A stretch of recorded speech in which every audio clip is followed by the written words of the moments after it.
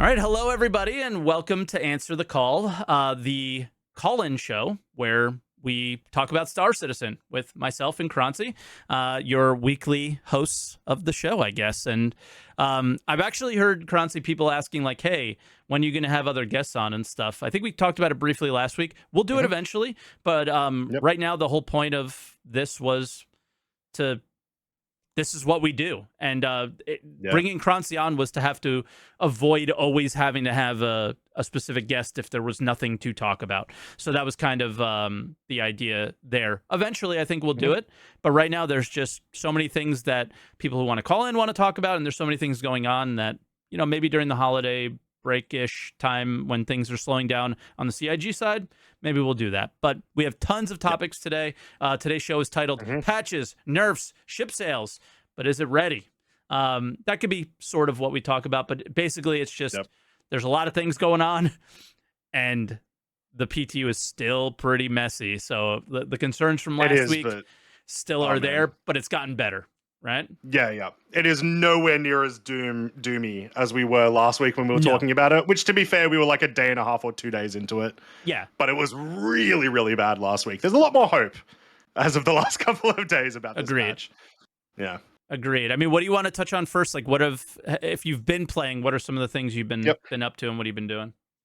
So, AI was probably one of the biggest things for this patch, the Squadron 42 AI being brought over and how that was going to perform with, you know, the way that servers have been for really the last like year and a half. How's it been for you? Yeah. Better, because I actually did like some proper like comparisons. So because AI never really works in Star Citizen, I was sort of compared it to like the live environment. Okay. And so the new AI do seem to, even on like absolute garbage server FPS, like 5 server FPS, the AI do seem to work better than live at the same server FPS. They push. Right? In my experience, they pushed, but they didn't shoot. The last day, which, because I haven't been able to play for a couple of days, but the last day, they were pushing and shooting. Like there were a couple of times where I was actually like a little bit in trouble. But not too much in trouble. The AI was still, for the most part, pretty unresponsive. Yeah. Like I could get them to turn at me and shoot at me, but they would only do that once every like couple of minutes. It was still pretty bad, but much, much better than in live, which is a good sign for that at least. So I have a little bit more hope for that, which is good. So it's not just the new behaviors, but I've still seen them do the new behaviors, which like, them being more aggressive is one of them. Them looting their companions is another, though I can never be sure if they're actually looting or they're just stuck in the animation, right? Yeah. It's not really a thing that I can check. That's been a common theme with that specific thing too, is they go there and they want to do it, and then they're just, they can't for whatever reason. I've early on, it might have been an Evo thing, so oops. But I don't care anymore. I watched whatever. I watched an NPC pick up a gun and like it all happened, right? So like it's there, it's supposed to be there, but obviously there's going to be some problems with it. I have not in the last day or so been able to experience the AI. So my experiences with AI are a little bit further behind, I guess. A couple, maybe I think probably maybe a week. I think did we discuss last week about I did the data heist mission and it was a little bit of a mess. I might have did it right. That's right. It was right before the podcast. Just before I should say, That's my last interaction with FPS AI. So it's been a week. So I'll have to check it out now again. Since I was just checking out other things in the PTU. Yeah, there's been a lot of stuff to check out, which has been good because it feels like it's a small patch, but once again, it sort of gets a bit thicker and it gets a bit more enjoyable, especially with It's been a patch every day, I think. Yeah, exactly. Yeah. But yeah, especially with the next one, which is like the SRV and like tractor beams from the patch. Yeah. Lots of stuff been changing with those. Lots of updates happening with them to make them better. Still super dodgy from what I've been able to play, but you probably have more experience with it than I do. Okay, so I have not messed with the SRV as much Mhm. Oh, this is sad. For some reason, this is not coming up correctly, but I will work on that. We'll bring us back Sure. to here. The in my experience, the I didn't use the SRV as much, but I started noticing that we have new things working with the tractor beams in general. So, like if you're using Mhm. the even the multi tool, new VFX, right? We saw the Squadron Yeah. 42 stuff there, and then there's other things like there. The big thing that they've been messing with is the mass of the ships, and that Mhm. and how much each laser will be able to move around. And, from the time that we spoke last week to now, there's been a lot of okay, we're not taking feedback to where they are comfortable taking feedback on these things. And that Yeah. was a Yeah. lot of discussion last week. So rotations of things have been a little bit more normalized, I think, to what we were used to. And Mhm. it started to make a little bit more sense. So Yep. there's that. Now, the SRV has still just been, I don't know what to think about that thing, and maybe we can discuss that a little Yeah. bit. It just tugs ships, but there's nothing to tug ships to, and there's no real reason to use it just yet. And it does fall slightly in line with we're never delivering a ship without its gameplay, because like the gameplay is there, Yeah. but what do you use it for? Mm. I love it. I love all the potential this ship has, but is it reaching its potential in 321.1? I don't. Is anything Yeah. reaching No. its potential? Of course not, right? Yeah. So, No. It's a ship that I think, and I kind of mentioned this last week. I think that they want it to be a bit more of like a dynamic content vehicle where it doesn't necessarily have its own dedicated content mhm. for you to use with it, but it's designed to be a support ship for you to do XYZ things. The problem Yeah, with XYZ things is right now only have X. Y and Z will not be in the game for years, right? Like yeah, we're not going to be towing javelins out of atmosphere for a very, very long time.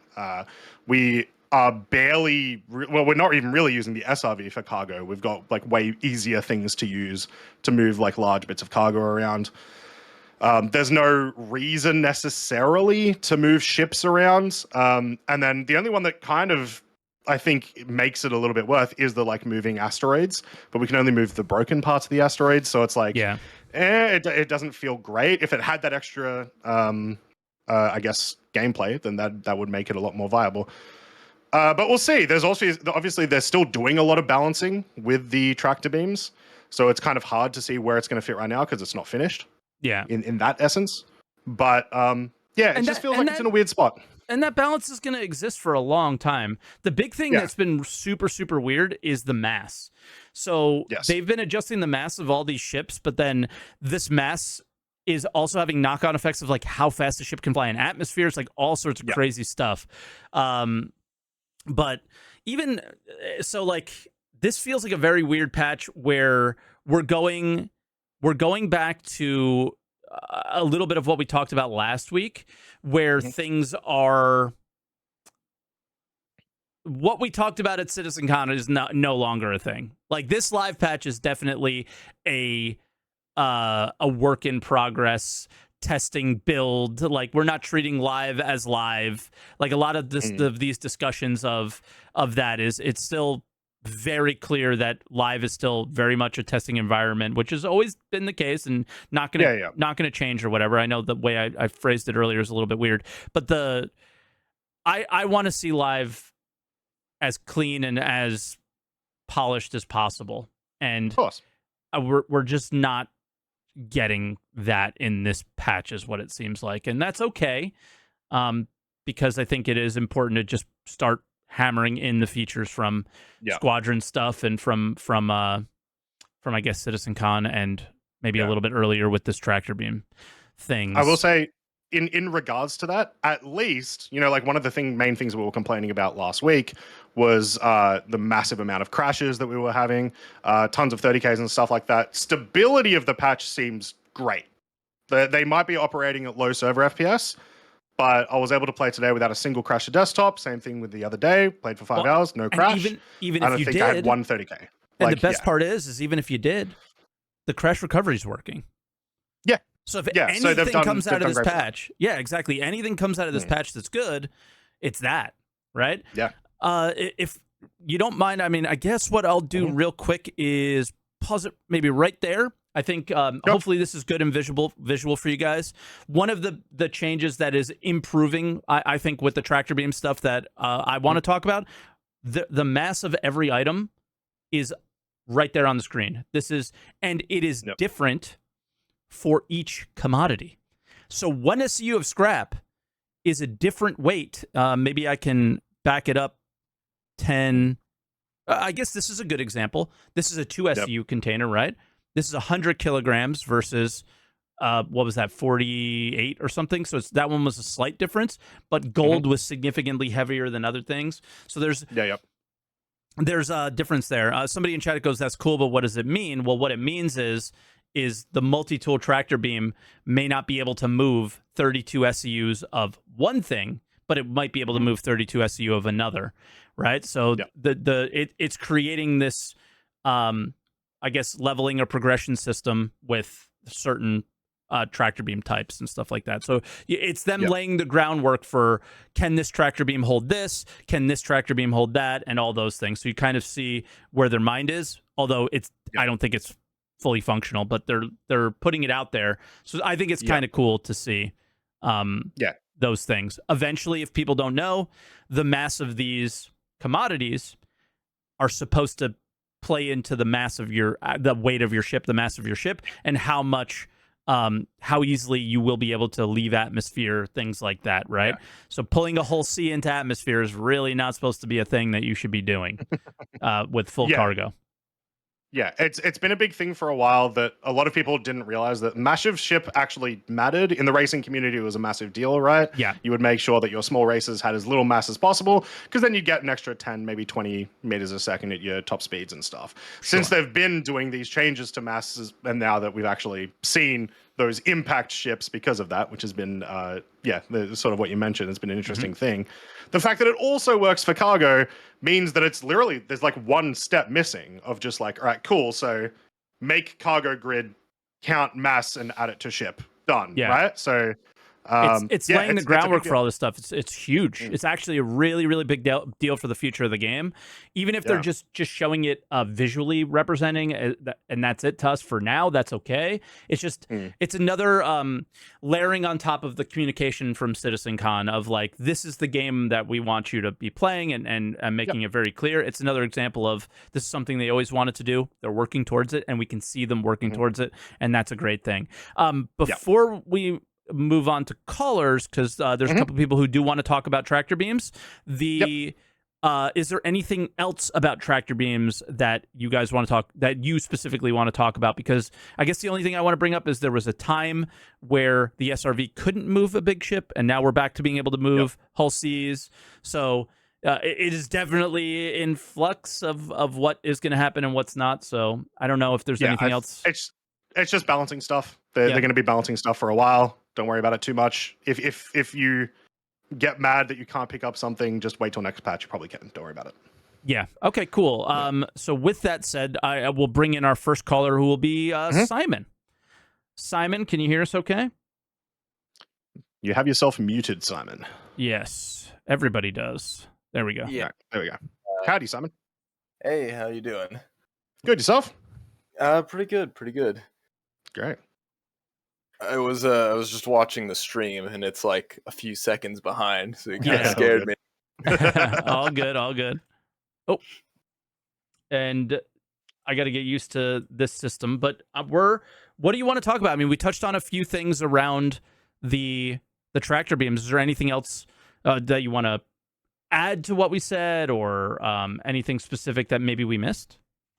Yeah, so like I when it comes to the tractor beam, something I've noticed, like I haven't really heard anybody talking about, is that I'm interested in would be, I think it'd be a neat idea if they just made it so you could go and use multiple tractor beams on the same object, and those tractor beams, kind of their power stacks up. So like maybe your tractor beam is too weak to go and pick something up, but you got like two other friends with you who can also use their tractor beams. So now, like, together you can move that object.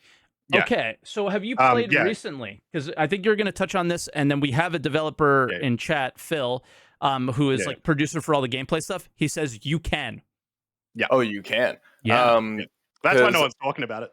yeah. Yeah. Because I played the live builds maybe like a few weeks ago. Mhm. But I haven't tried doing anything like that recently. Oh, this is only on the PTU right now. Yeah. Yeah. Okay. I'm a poor pleb. I don't have access to things like that. It did go open today, I believe. So you can play Give it it a now try if you today. All right. want. That Yeah, sounds it's pretty cool. It can be a little bit buggy, of course. You know, I haven't done double tractor beam since I think the first patch. But all we were really able to do was just to rotate it more. But it's my understanding that the functionality is supposed to be in there for the patch. So Yeah. yeah. I actually didn't know that it was working because I've tried it once and it was like not, Yeah. and then so cool. I need to check it out as well. Mm. Yeah, that sounds cool. That sounds cool. Another thing is that they say, for example, I've heard that you use the tractor beam like a ship tractor beam on someone else, and if they start like they turn on their engines and they try to move, it'll break the beam, right? I think another cool thing would be if like it takes a second or two to break the beam, and during that second or two, like if you've got your tractor beam engaged on somebody, you could, for example, tilt the ship in a direction before the beam breaks, you know? So like if you're trying to grab somebody and then they realize and they try to like move, you could tip them towards the ground, for example, if you're close to the ground. Sure. That would be pretty cool. I don't know if it would be like I don't know if it would actually add enough gameplay to be super fun, you know what I mean? Like you want there to be mechanics that just stop the tractor beam, which the shield also does. If you just turn off your shield, bam, you don't even need your engines, right? So it would be cool, but I think it would be just as cool if the other person just got out and tried to tractor beam you.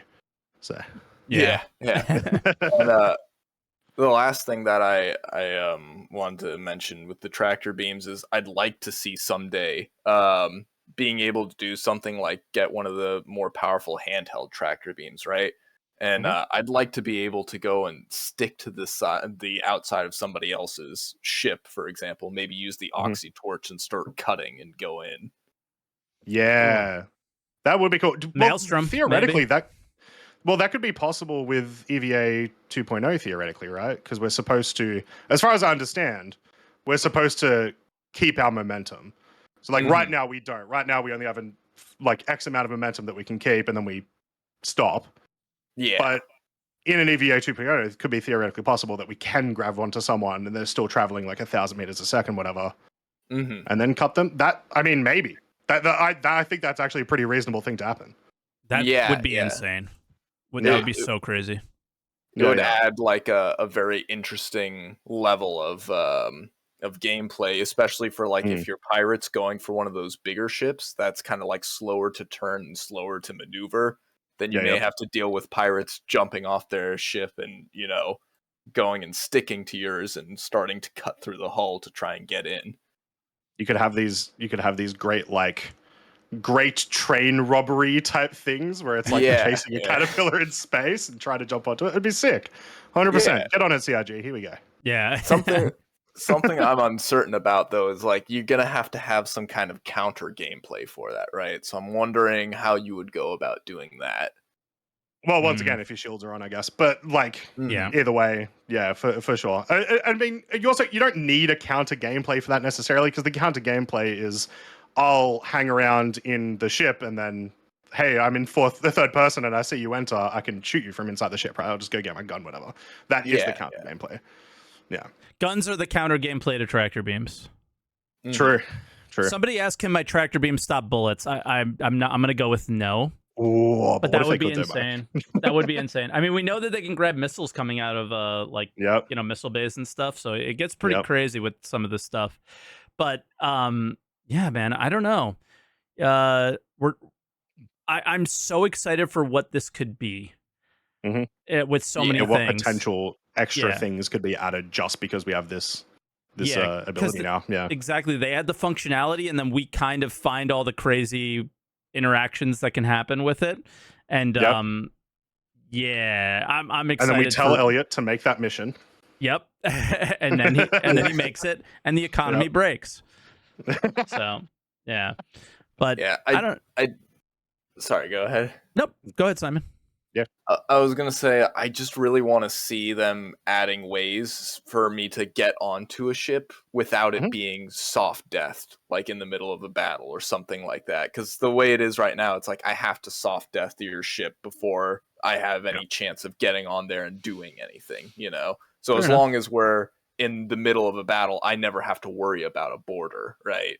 I'm still waiting for mag boots, man. Mag boots, yeah. I think that'll be a good piece. Yeah, that would be good.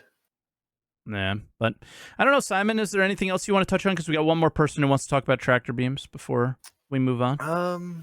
No, I think I'm good. I think I've said all I can think of. All right. Awesome. Well, thank you for calling in today. I appreciate it, man.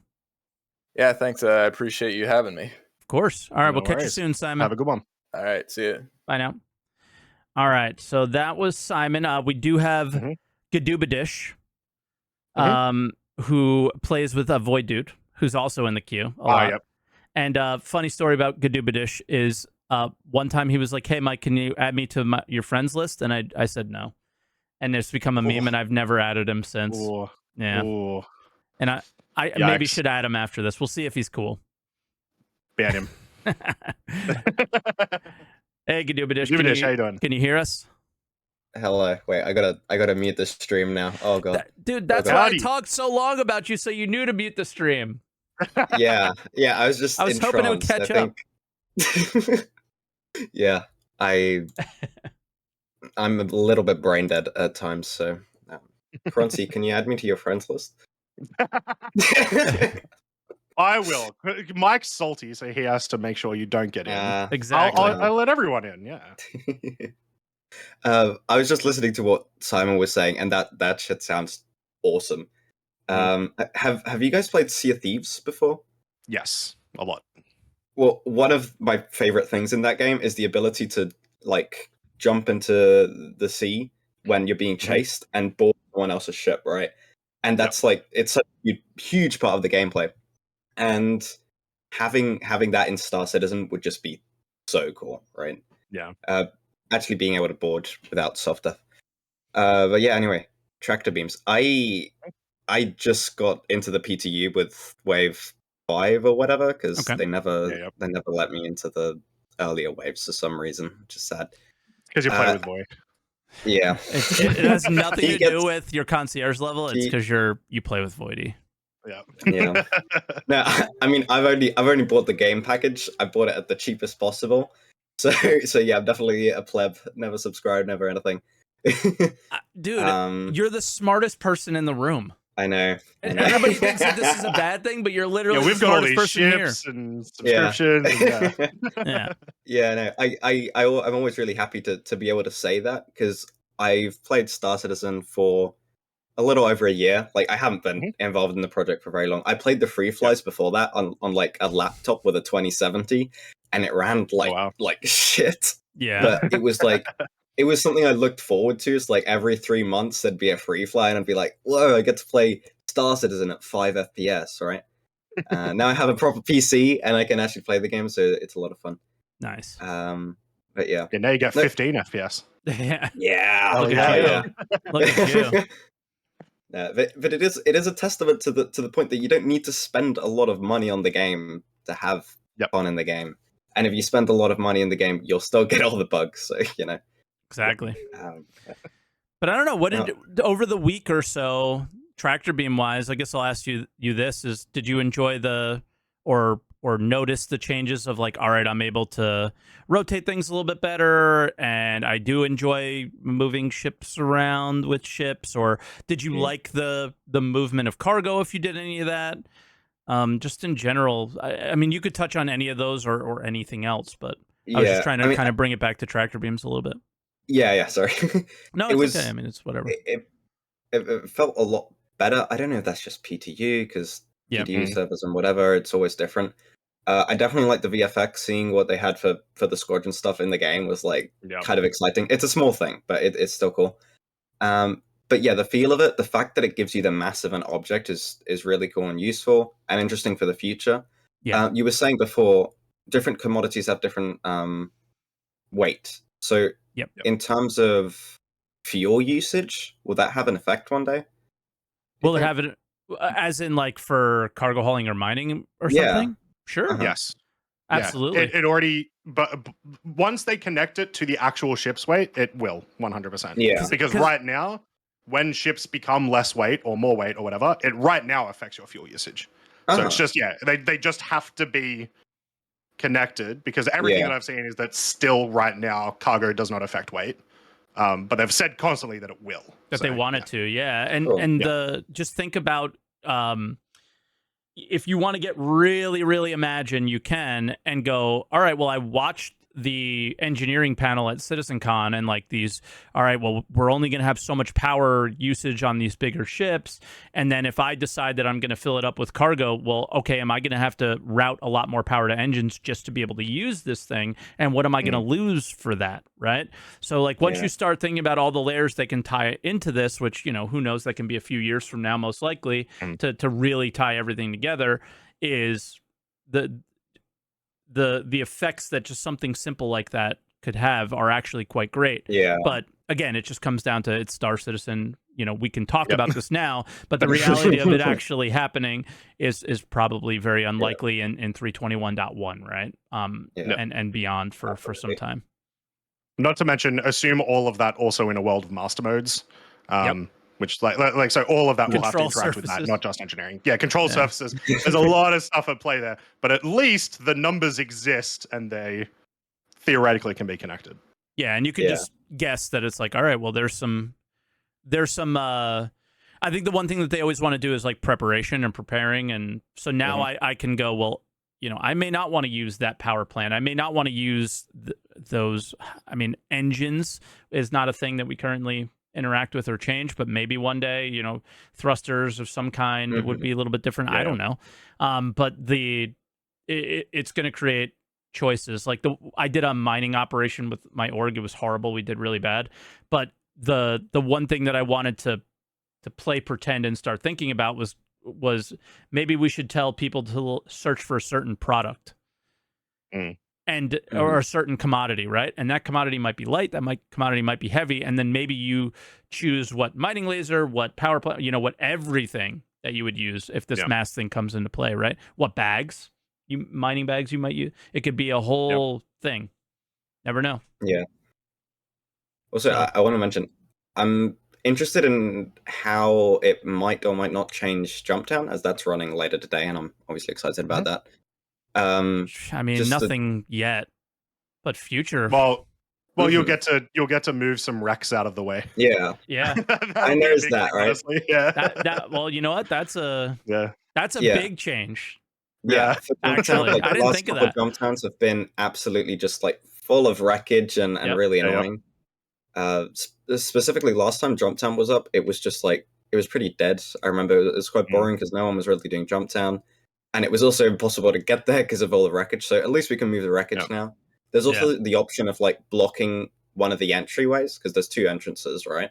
You could theoretically just block off one of the things with wreckage and stuff. And you know, sometimes it's the small things that can end up making a difference. So it'll be interesting to see how Jumptown goes. Sure. Yeah, for sure.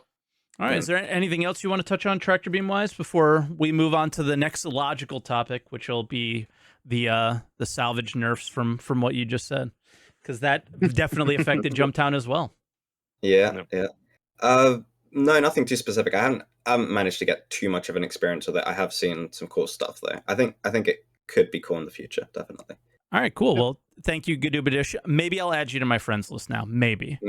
Okay. Well, it's gone from a no. It's way funnier. It's gone from a no to a maybe. Like, it's gone from a no to a maybe. Right? It's way funnier if I don't, though. That's the thing. Yeah, it's so much fun. It's such funnier good content. Like, yeah, it's tough. Now Croncy's not going to add me either.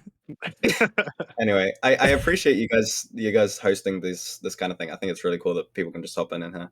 Yeah, man. That's about cheers, it. Man. All right, thank you, bud. Yeah, Thank have you. a good one. call. Appreciate you. Yeah. And hopefully we'll talk to you soon. Yeah. But not on our Hopefully. friends list. Later, man. Bye. Bye. All right. So have you seen the new boxes that are in all the salvage missions, Wake of Disaster, and bounties and assassination missions? Yes. So this What do you change think? happened. This change happened like 2 days ago, and I hadn't played for 2 days until today. Okay. And then you whined at me, and by that I mean you just said huge salvage nerf, like actually bad.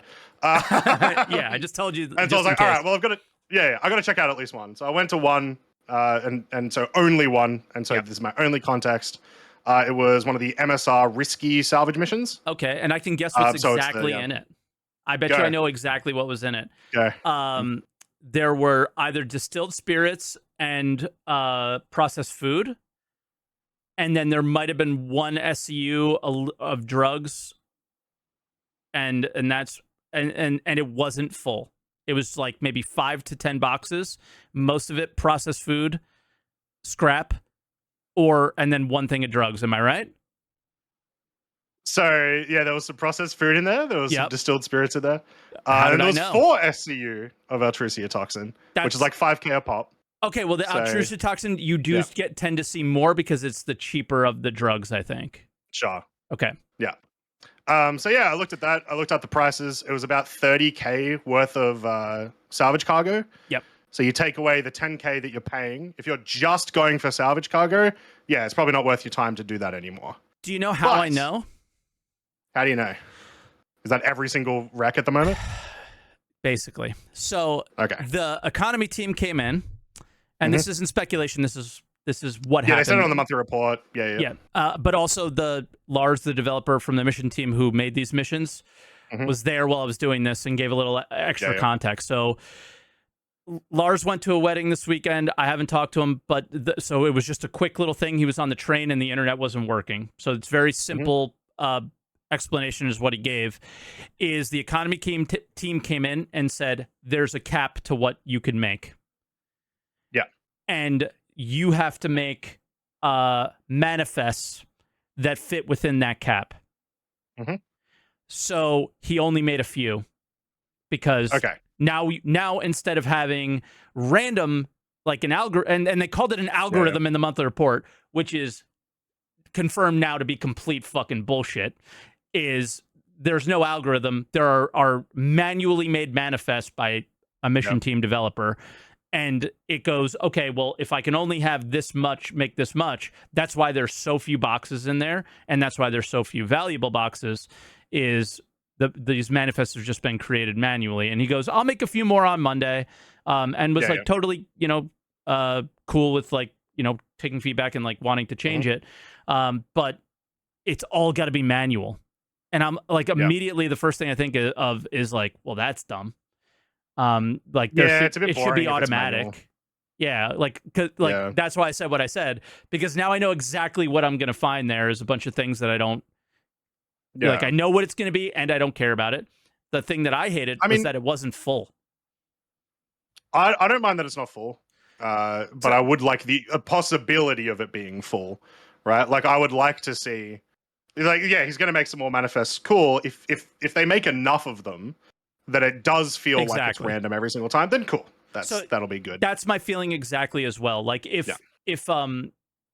so the reason I'm putting it out there is if this is the way they have to go for now, because they don't have an actual algorithm built, but maybe they say algorithm because that's the plan in the future, then it's fine. And that's how I look at it. And we're putting it out there to let you know that it's something that's going to get built up over time. So watch it grow over time. But your expectations should unfortunately be lower than what you probably would want it to be for now. Now, the reason I asked you if you liked it, if it's full or not, you've run cargo before. What do you do in the example of like a Laranite trade, right? You're going there. There's this timeline of, oh my God, this is taking forever. You buy some Laranite, but you don't fill your ship. What do you do after? I fill it up with garbage that will make me a very small amount of money. But you fill it up. Yeah. Because everybody does. And that's my argument there of like, okay, who fills up their ship this way? And like some of the people in my chat were like, hmm. well, you may not have gotten there first. And I'm like, well, Wake of Disaster, I got there first. All of the ships were basically empty. Oh, right. You mean like it doesn't make sense for an NPC to not have a full cargo manifest? Is that what you're essentially saying? Yeah. Or it doesn't have to be completely full every time, but they're empty. Yeah. There's 10 boxes in a ship that can hold hundreds. So Yeah, I get you. That's my feelings around that. Is I really don't like that, because you would want the NPCs to act naturally, right? So whatever your manifest goals are, you should work it in to the fact that there's the other aspect of how you found one box of Ultra Toxin, right? But it was probably 4 boxes, but yeah. Oh, it was 4 little SCUs? Okay, and it wasn't... It was two SCU boxes. Okay, cool. Well, regardless of what it was, it was probably in the front and very easy to find, right? One of the things that I think I would like to see is, even though is to search a little bit, right? And I don't know, just part of the gameplay of salvaging is sifting through and taking what I would want and not what I would want, and being there for some time. So that's just my opinions on it. But on your sort of first point, I would say like a ship like an MSR, I wouldn't actually expect to have full cargo all the time. Same with like, you know, a Connie Andro or a, you know, insert another ship that's not really a cargo ship. It's like either multi-role or whatever. Yeah. But I would like to see a Freelancer Max have a full manifest, or a I think that's Raft, fair. or whatever it is. That's super so fair. if we do get to the point where they can make these manifests for specific roles, then I think that would be great, because then you can go, a C2 should be practically full. Yeah. Right? Well, actually, maybe not a C2, because all of the cargo is exposed. Some of it would explode. But you still get the point. Like, it would make sense. Yeah. So, no, I'm not thinking of a C2. I'm thinking of a hull C. No, a C2 should be full. Yeah. C2 should be full. Hull C, you can say, who knows? I mean, that could be full too, because again, they would leave port full, because it makes no sense. Like I asked, but the cargo would get like destroyed because it's exposed. That's all I'm saying. The hull C, maybe, but there's still soft death is a thing, you know, or whatever. But because I asked the question of like all the Australians that were watching me, why does shipping take so long to get to Australia? And they're like, because it's far away. And I was like, yeah, but it's really because there's only one ship going there per week or whatever, and they're not going to leave port until they're full. Yeah. That's what it is. They want that container to be full. Which, for reference, chat, I don't know where Mike's gotten his idea of how much shipping there is in Australia. There's a lot. But he's still right about the distances. The distances matter. They don't want to make that but they don't want to make the trip across the Pacific unless they're full. 100%. That's the point. They always are. Yeah. They always are full. Of course. But yeah. That's the point I'm trying to make. I don't know how many ships go back. Obviously, there's tons of shipping in Australia, because so much shipping, Mike. Come on. What else can you do, right? Like, it's got to. You're an island, right? So we're not going to ship stuff into the desert. No, it doesn't make any sense. But so I didn't mean like one boat. I meant they're going to wait till they're full. But yeah, that's just my feelings on that. Now, go ahead. I want to see options. The thing that bothered me was that Wake was touched, and you want to have jackpot options. Still, you want to have jackpot. Everything needed to be touched. You don't want to have 36 mil. That's insane. That's insane. It was stupid. Yeah. But you want to have, like, what's happening now is most people are going to lose money taking Wake. People might lose money going to these salvage missions as well. But unless they are stripping. If they are hull stripping, they will make their money, which is the point. That's what the mission is there for. It's just been really nice to have this extra element there that is like, well, I don't have to go do that. I've got Jump Town, but at each of these locations was really cool. You're 100% right. That's what the missions were initially there for. But in reality, these salvage missions should eventually morph into. Okay, they made the missions initially with stripping in mind, and then all of this stuff happened. So now they need to be readjusted to deal with the fact that there's components on some of these ships. There should be components on all of them, and everything should come into play where the most profit should be made by stripping the entire thing, right? And Yep. the least amount of profit, or maybe some, this was something that I posed the question to my viewers and I got a lot of kickback on it, was sometimes you should go and you should lose money. Yeah. Because you're taking the risk of taking the mission.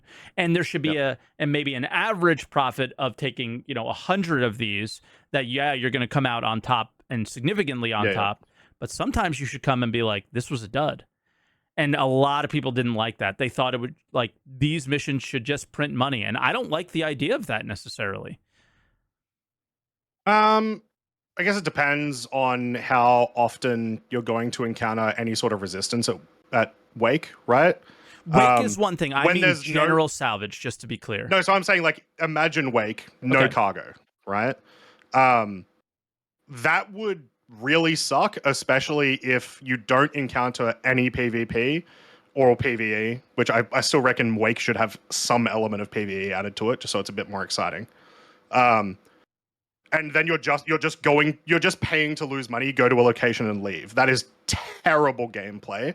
I don't think it adds enough to it for me to get excited about when I do get a jackpot. Yeah. Right? There still needs to be something to do, at least, I think. But I don't know. I might be different there. Yeah. But there is one thing we have to talk about. Go ahead. I'm just we can end here, and I think there might be a caller on this or two, so we can go to them and then we can move on. I'm not sure where you were going, but still salvage, but keep going. Okay, cool. I was just gonna say, I think what we need to do is just understand that these are very much in motion, and that this is not going to be perfect right now, and that we just need to keep giving feedback on what we want these to be, and that's it. Yep. Because these, in my opinion, can grow to be incredibly, incredibly fun, and they just need to. We just need to tell them what we think and what we find fun and what we don't find fun. I definitely don't find it fun to go to one of these and have them be empty. Yeah, I don't need to make billions of credits. I'm not sitting here advocating for that. I want to go there and I want to spend time at these, whether it's hull stripping like I'm showing on screen now, or stripping the hull. Stripping the cargo, or eventually taking fuel and things like that. We need to keep adding on to these and making them meet the potential that they could. And the problem with that is if you don't make it worth people's time, they're not going to do them, and you're never going to get that feedback. So yeah, exactly. Yeah. Which, speaking of, they are worth. They're still worth doing, in my opinion, just worth less. So they did, in my opinion, from once again the one mission that I saw. They did a pretty good job at balancing the amount of UEC that you can make at those locations. I don't know if the vulture speed is still quite there. It might still need. Oh, it's fine. Like the stripping. It's great. It's fine. Okay. It's great. That's last week.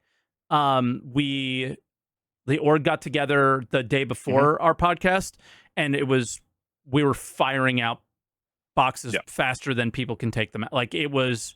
Yeah. Like it needs to be a 2-person ship, it feels like at this point, because it's actually they're firing them out maybe even too fast at this point.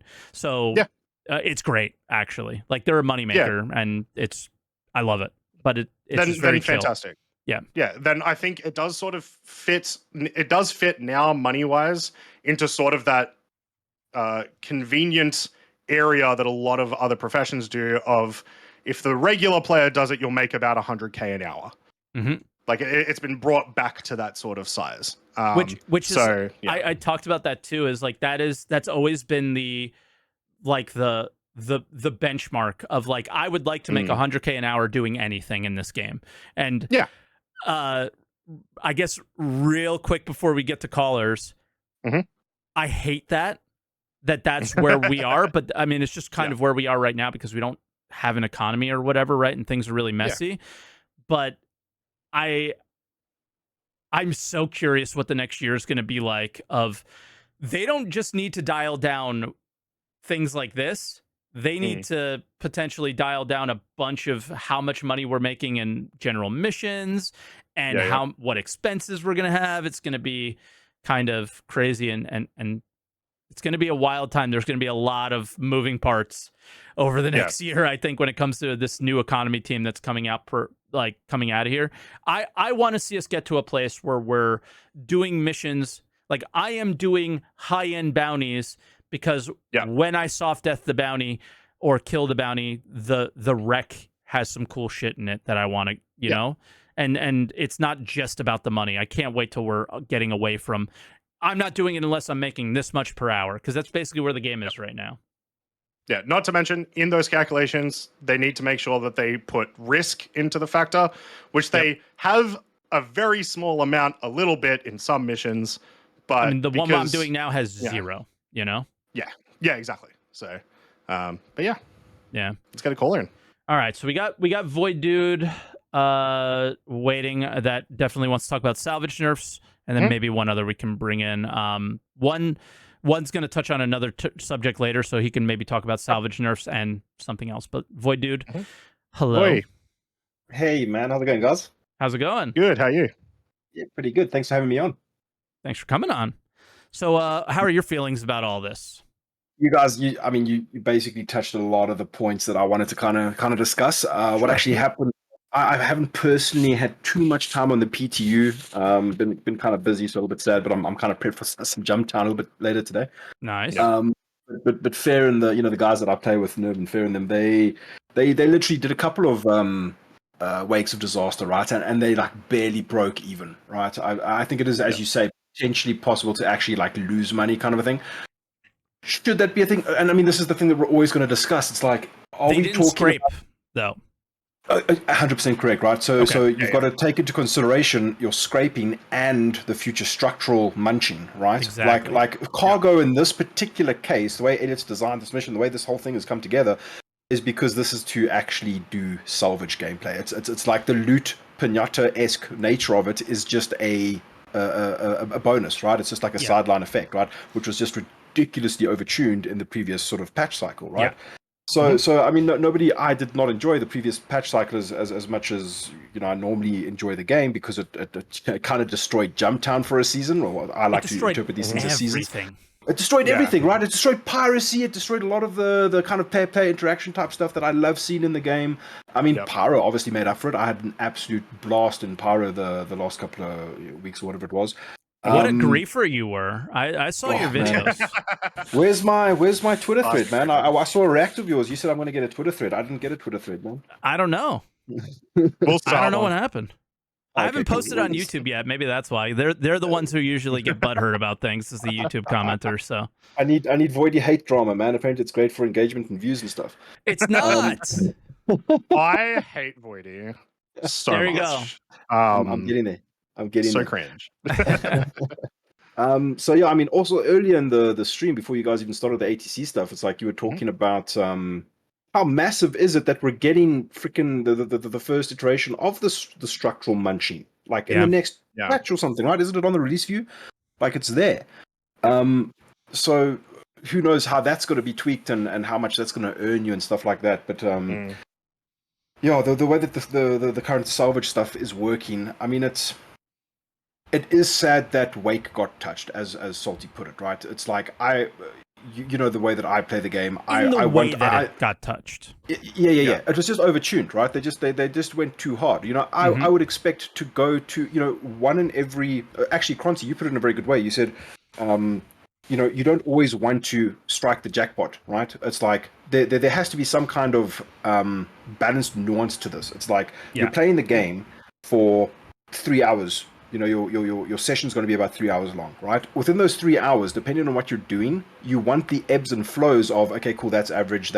Oh, boom. Oh, that's exciting. Big payout. Wow, super cool. And then back to like kind of average.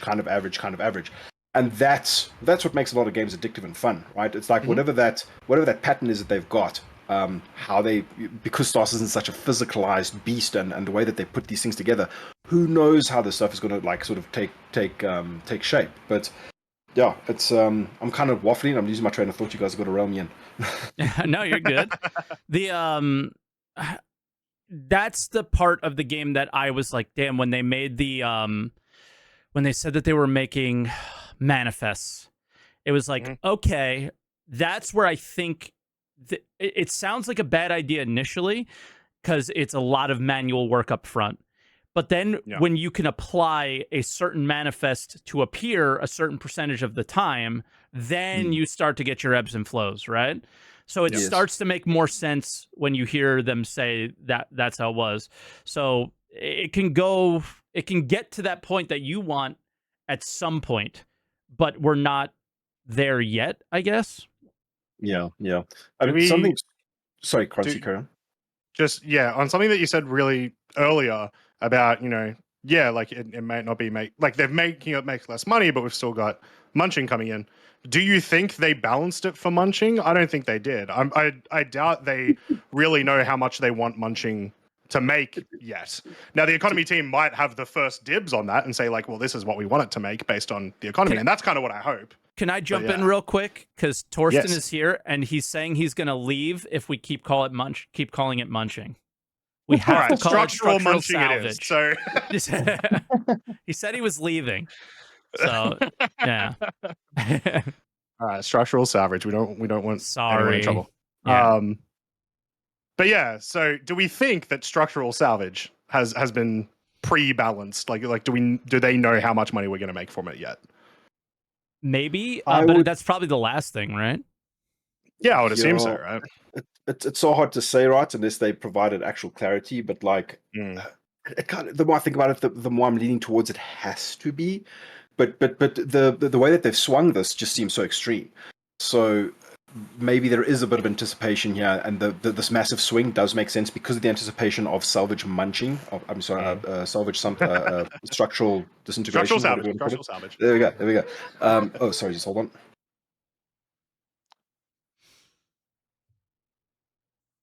I mean, we'll jump in while he's doing his thing. The thing that I am most interested about is because, like, profit wise, is they said that it was going to be refinable material, which means it's crafting materials eventually, which means like the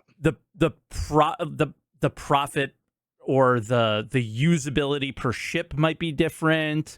I'm just like very, very excited for, okay, I need to search for MSR Rex because it is made out of X, Y, and Z, because I'm looking for the that's going to be my theme over the next little while of what I want to see more of, is I'm looking for specific commodities and why I'm looking for them. Now, I don't know how much crafting we're going to see in the next 12 months. Probably none. Okay. Yeah. But we might see refining, and that's exactly. It's partially in. So yeah, and I would love to see ship-based refining in the next 12 months. But I don't think in the CitizenCon panel did we see. They didn't really talk about it at all, so probably not. The ship and ones, in fact, they didn't show the silhouette or anything either. So no, not really. So Artish just makes a good point though. Like, yeah, they did talk about crafting and building for base building. I would assume a lot of that stuff, like a lot of the refining stuff into other types of materials, would be connected to that. So we probably won't see it, but we might hear about it next year a little bit. Void, are you back yet? I mean, he is. Okay. Yeah. Sorry about that, guys. All good. Yeah, I mean, I'm on the same page as Mike in a lot of respects in terms of like, what are they doing to keep the live experience fresh, interesting, stable? Dare I say? Exactly. And when I say that, I mean like I pop in every day and I'm looking forward to doing something, right? Like that's where I want to see it start to go, and we're not quite there yet. Yeah. I mean, and I think it just depends on the mindset of the person playing the game, right? It's like some people will get their kicks, even in this state of the game, just running cargo back and forth nonstop. People love it, and I'm glad for those people, right? I wish I could love that as much as some people, right? Yeah. But it's and we can see how this has affected events and stuff like that. If one, it's starting to get to that point where if one component of the game is over or undertuned, it affects other components of the games. And I mean, that's actually kind of cool, right? It's like they broke Salvage, it was OP, Jumptown was dead. Everything was dead. Yeah. Cargo hauling dead, piracy dead, mining dead, bounty missions dead. Why do anything else? Yeah. So I'm very happy that things seem to be, I'd prefer that Salvage is actually undertuned than overtuned, right? Because I still think that if you dig deep enough, there's a lot of fun to still be had in the game, right? So, adjusting to Stanton after the shenanigans and Pyro is going to be difficult, but it doesn't matter what system you're in. If people just approach Stanton with the same mindset, you'd be able to have these crazy experiences. But then again, I enjoy this type of particular gameplay, right? So yeah, I mean, it's tricky, right? And I kind of do. I just want to know, like, are they? What are we actually getting towards? What does the next 6 months look like in terms of the live experience, right? Because there's nothing better than starting off live after a wipe. I used to hate wipes. Now I absolutely adore wipes, because it's kind of like, I think Salty was saying something along the lines of this earlier, is having enough credit sinks and having enough things to, like, your in-game wallet money should be coming in and going out, right? I want to be paying top dollar for, like, repairs and the actual survival aspect, not just from a food and sort of hydration perspective, but from an actual maintaining your ship and all this kind of, the exciting engineering gameplay and all this kind of stuff. Literally just consistent money sinks. So much so that, to the point where it's like, oh, cool, everything done and dusted after a certain adventure, I can afford the good cruise lux this time around. And, like, that's going to actually benefit my character in a certain way, because it might have certain... struggling. I mean, the Maze Empire hasn't gotten kicked off just yet. So. Yeah. I mean, I think that's really an important thing to bring up here, because the economy team had to nerf this thing. And you could call it a nerf. I know nerf's a very negative term. This is a positive. This had to happen. It's a positive nerf, right? It's a rebalance. It's good. But the next focus can't be on, we need to change the prices of this armor. This is out of bounds. No, you need to bring in proper sinks. That needs to be the next focus of the economy team.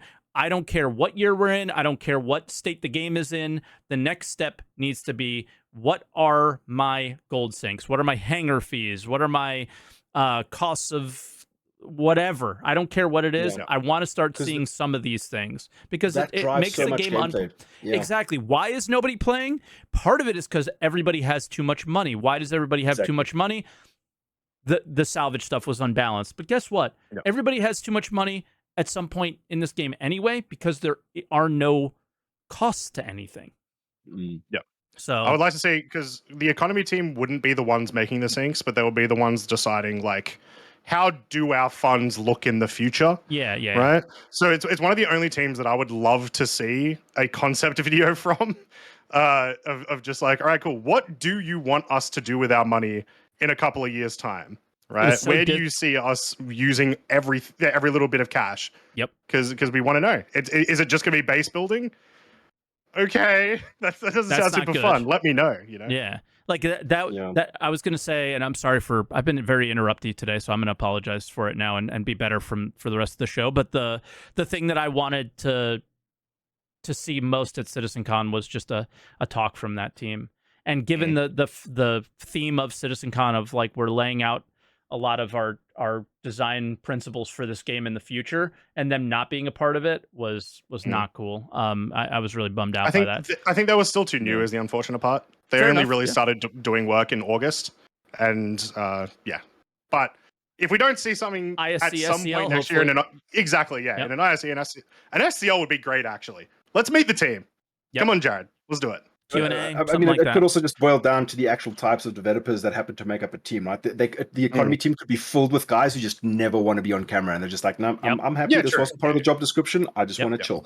And that's the thing. They will not put you on camera if you don't want to be. Yeah. And I mean, that's great. That's fantastic. Nobody should be obligated to do this kind of stuff. It's great that we get it, right? But and you guys talking about these, like, let's get these money sinks in. Let's get the money, the cash flowing in and out of players' wallets, right? We say this, but I'm sure that it's going to be this balance between, like, what's possible now and what's possible in the far future when all components are kind of working together, right? We sit here and we go, just do it. But I'm sure it is more complicated than that, right? I'm sure, and it's probably like it's a cost, it's an effort analysis, right? Effort benefit analysis component to it, right? And it's probably going to be a massive waste of time to just hack all that stuff in, make the game more of a game now, and then trash all this work later, right? But I mean, I guess the entire project's lifespan has been a series of these types of events anyway. So I don't know, man. And this is the other component to this is that we've just had this incredible CitizenCon, all eyes on the thing. My YouTube comments are filled with guys who are can kind of just start seeing the potential. They don't just nuke the thing immediately and say, "Oh, this is absolute trash. How can you play this desyncy FPS mess?" Because it's only the FPS portion that's really that badly in desyncy, right? I think the flight combat stuff is still pretty solid. It's better, but it's still got its issues. The sentiment that I see within my comments is not like oh, pure trash, end of story. It's, oh wow, I can see the potential, right? And that to me is incredibly exciting. People are less insta scam and more, ooh, wow, it's maybe getting there. Let's give it another 1, 2, 3, 4, 5. How many years is it going to take, kind of a thing. But it's exciting times. More man. than And anything you probably just said. Yeah. Yeah.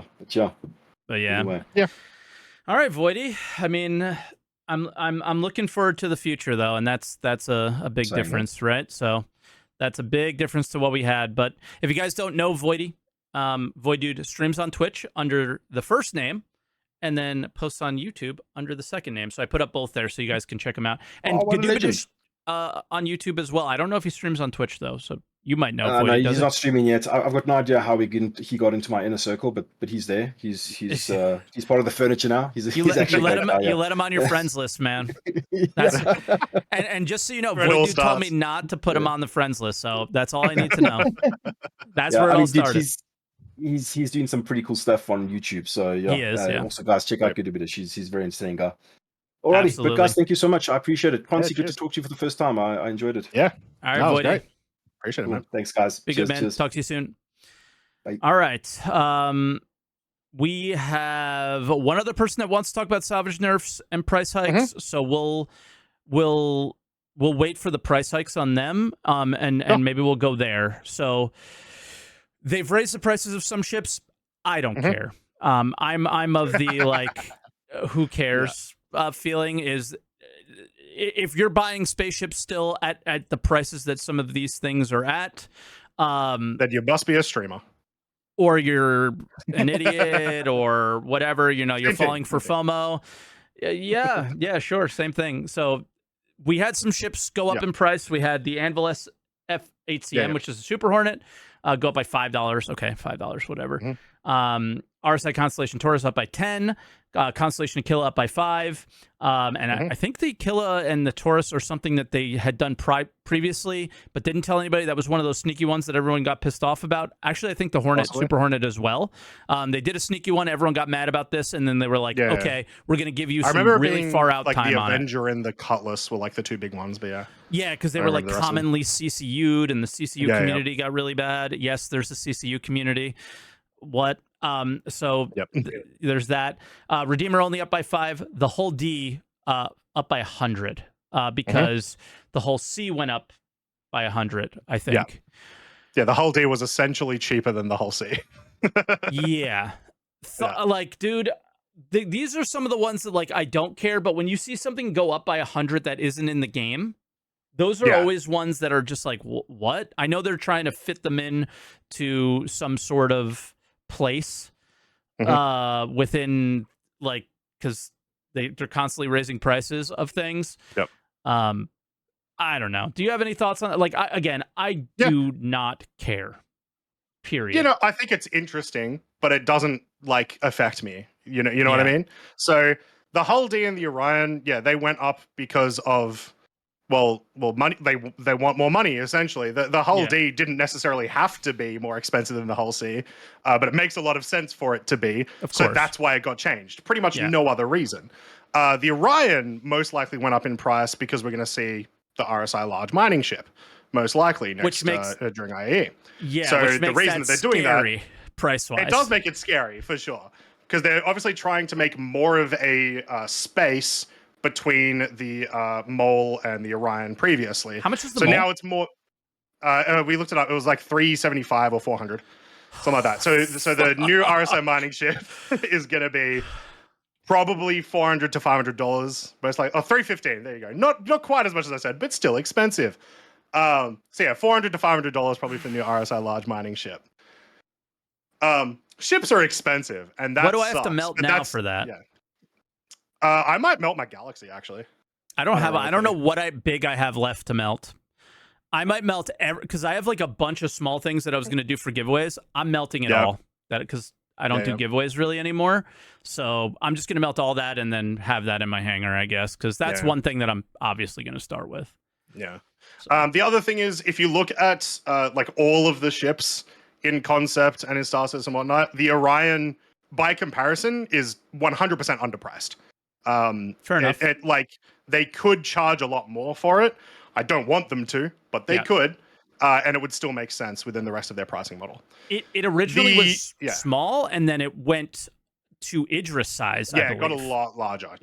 It's Idris size, guys, and it's still only 650. I know that's an insane thing to say, but the Idris is 1500. So put that into perspective there. Yeah.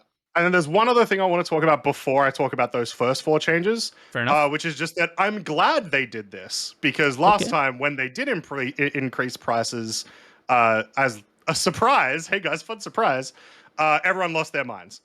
So if they continue to do this going forward, that's just a good practice in general, and prices will increase forever. So that's good. Thank you, CIG, at least for that. But please sell all your ships for $5. One sec. Did I just lose internet? No, I hear you. You're good. All right, cool. All good. So yeah, the top 4 ships there, the Super Hornet, the Connie Taurus, the Connie Aquila, and the Redeemer. There's a lot of theories about why these increase, these specific ships and stuff.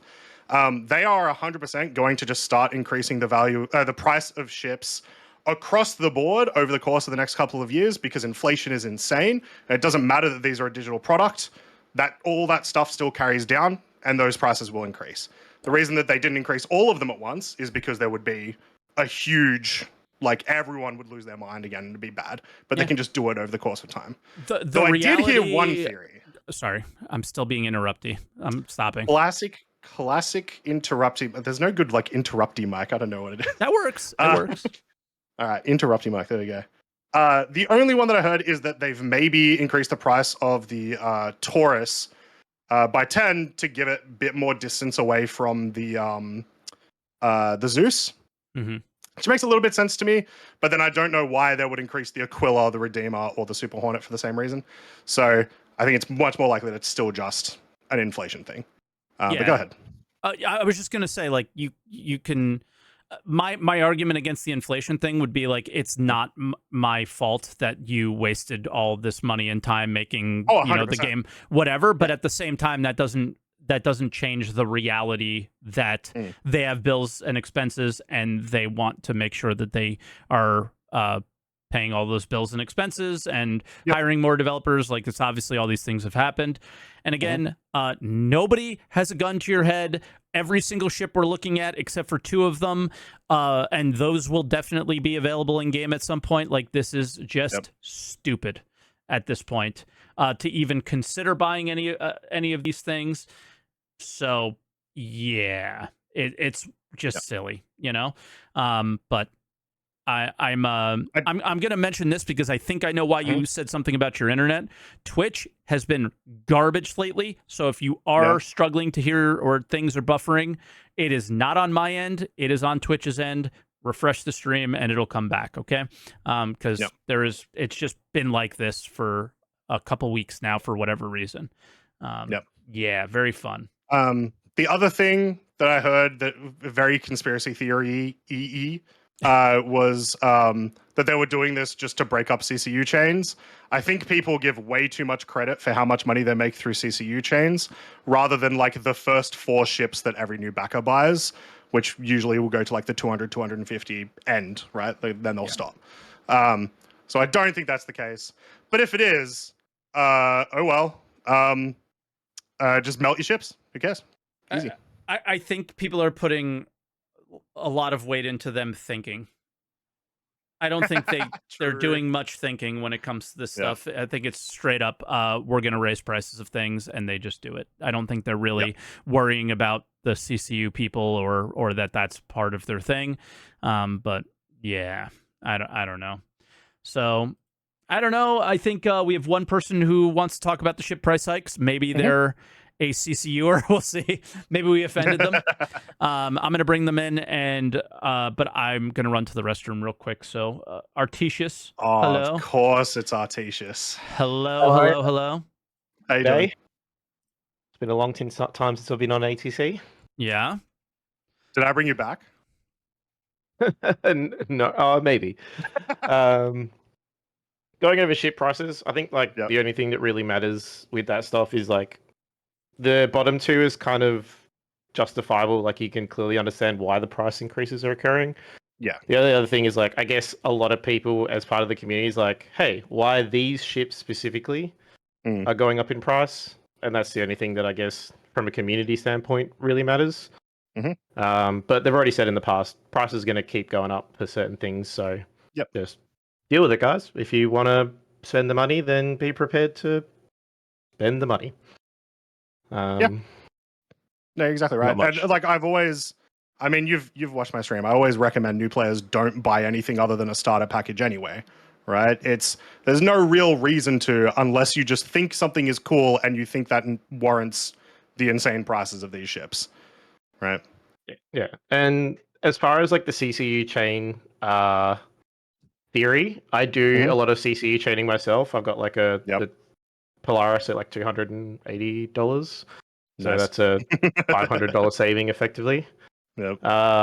So the Super Hornet, the Taurus, the Redeemer are very popular stop-off and drop-off points for the CCU chain. So those price increases will impact those really important areas. Same with the Avenger and the Cuddy that they did originally. So that might be why they kind of did it as a conspiracy theorist kind of side from a person who does CCU training. But apart from that, there's obviously leak theories as to why the Super Hornet went up, but we won't discuss that. Thank you. I think I just wanted to jump in for a second about the discussion around like the starter ship or whatever. I agree 100%, but at the same time, there's been one argument for buying ships outside of the starter ship, and Croncy, you mentioned new players, so it's not really relevant to that scenario. But sometimes people play and they've played for a couple of years, let's say, and they've earned the same ship like 4 times. Like let's just use a prospector for example. At that point, they're just going to buy it because they're like, I'm tired of earning this thing. I want to just use it. And I'm like, you know what? Fair enough, because you have played the game and you've earned it, and you should have that permanently on your account. So it's just been their struggle with like long-term persistence and stuff that's kind of caused them to gain a little bit of money as well at times. And then on the CCU thing, if I was them, I would be trying to break up the ability for you to get a Polaris for $200 because it's kind of probably never been intended for that to happen. So if they're doing that, I get it, you know? My thing against that has always been like, well, then why would they have CCUs at all? Because it's just it feels so weird anyway. Because of if they wanted to break it up, but they could still, I don't know. Maybe they do end up making enough money through CCUs that it is worth it, and they've done like a risk assessment analysis or whatever that says like they will make more money if they do it versus not. They do make money. I don't know. It just feels weird. Because maybe Artesius doesn't. Well, does Artesius buy a Polaris at all? Does he spend that $200 if he's not feeling like he's getting a deal? Probably not. No, definitely not. And it's a lot easier for you. Got to look into the perspective of if it's a lot easier to go, I'll just spend $5 here and there, $5 here and there. Then, bam, you're at concierge level 1, and then you're doing that for 5 years to get that really good deal, which a lot of these CCU guys do. They're doing this, 2 years, 4 years, 5 years, 6 years to get that really good deal. Like that Polaris, I think took me 4 years to get down to 280. I'm sorry, that was insane to me. But and the biggest chunk of that was the BMM price increases. So 200 of that top price came off because of the BMM. Because I had a bunch of those from when there was 350. And so it's a lot easier for people to invest that $5 here and there than to go spend big quickly. Yeah, that's fair. Um, That's fair. and it's all war bond, so it's all fresh money for them, and it's easy to do, and it stops people buying credit on the website for using CCUs because all the credit vouchers are effectively useless now because they don't count as fresh money. Gotcha. Because that's what not useless, but definitely worth less for this purpose or whatever. Yeah. I mean, I just work with my store credit now. That's basically all I do. Yeah, that's effectively what I do now. I haven't inserted any new money for 5 years probably, unless maybe it was like one random ship skin. So, yeah. Well, as long as you're getting I think like the time investment, like the amount of enjoyment you've got for the game to how much you spent makes sense, then that's fine. But if you're like did what I did, and I think I'm like $9.5 grand deep into SC, that's too much for how much actual playtime I've gotten out of the game. Fair enough. Yeah, I've got like $1.50 an hour invested. It's a pretty good rate. Yeah. Streamer privilege. Yeah. And then I don't know if you want to touch on some of the other subjects, but feel free quickly because there is one other person that wants to touch on ship prices. So we'll have them coming in as well. Yeah, I think my biggest upset about the salvage change is that it's going to make group gameplay for that much less likely because people are just going to be, I'm not going to bother investing. So they need to make it profitable enough that if you're doing it with other people, multiplying your workforce is going to make that profit worth getting your friends together and playing together, or like getting a reclaimer out or something like that in comparison. I think it has. I think the balance, well, like it's still pretty early, but I think the balance has done that still. Like people, because people are still going to be much more profitable per hour with multiple people in this. Because if you're soloing a vulture, right, the amount of time it's going to take for you to fully scrap an MSR, you're also not going to be able to take all the cargo with you at the same time. So there's a lot of like added value there, just in the amount of time that you get to do the thing will get faster, not to mention you are leaving profit there otherwise. It will still need to get balanced more, but I don't think they've nerfed it so hard that it eliminates group gameplay, except for maybe the Reclaimer. The Reclaimer might be an exception just because there's too many people that you want on that ship. So maybe if you like do end up having the munching make a difference there, that'll be a thing. But I don't think it's eliminated it. Structural salvage, excuse us. Structural salvage. Oh god, no, he left. My only argument for disagreeing there is that there's not a lot of containers. So one of the things that would have added group gameplay, and honestly has it has slowly died over the last 6 months, was going from one SCU boxes all the way up to 32 SCU boxes. Okay, like me and Cutlass Org used to work together because we would move 600 one SCU boxes because they didn't want to, and then we had this group thing working together where they would do the piracy, we would do the moving. Then there's 15 32 SCU boxes or whatever, and now we're not working together as much anymore because it's just easy for them to do it. So it started with that. Now we're taking less boxes in these salvage things. I mean, I showed it in the video that we were having. I was moving a full ship in 10 seconds, 30 seconds. Everything's out of the ship at that point. Is it in my ship yet? No. Add another 30 seconds. Done. Right? So that's the part that I was thought very, very highly that we need to have a lot of boxes. So you want to have extra people. All right, to do this efficiently, we need more people, and efficiently means more money. So I don't know. More boxes is a good way to balance it as well, because a solo, sort of what I was saying, a solo vulture can't fit all those boxes and scrap. The vulture example you're forcing, was very good.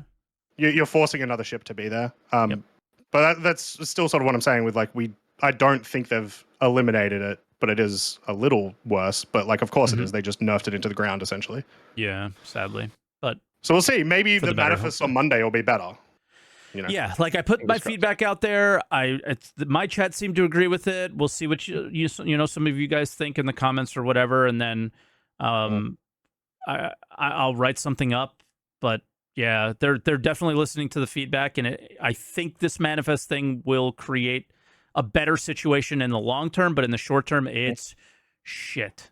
And it is what it is, you know. Yeah, so it's not as exciting. yeah, exactly. Yeah. Just isn't. Artesius, I don't know. Anything last thing you want to chat about? I have one last thing on it. Is I would like to see, just as a wish list kind of thing, is salvage value and cargo value based on location of the ship where the salvage is at. So in the future, when we do get like data stuff, knowing, so as to your reference earlier, like, hey, there's not much cargo in a C2, is like, if you get data on how the trade routes are going, you know, hey, this trader will go, these traders normally go from this location to this location to this location. And at this point to this point, that's when they're going to have the most amount of cargo in that ship. And then you know that Or the type. by going along that trade route, what type they're going to have and all that kind of stuff as well. And like, if it's around Grimhex, you know, hey, high chance of lots of drugs, but there's going to be a lot of pirates out there, and it introduces that risk versus reward factor, and it can just bring a lot of, you know, potential gameplay. Hey, I'm going to stay close to stations where it's safer. There might be less cargo, but or you can go right out to these other places like, you know, the Halo belt when that eventually gets here, God knows when. You're Tonying. You're Tonying a Yeah, lot I was going to here. say this is Quanta. This is This Quanta. Or is concept your Quanta, at CIG least. panel. Oh, Tony Z. You are Tonying. Yeah. And we don't know.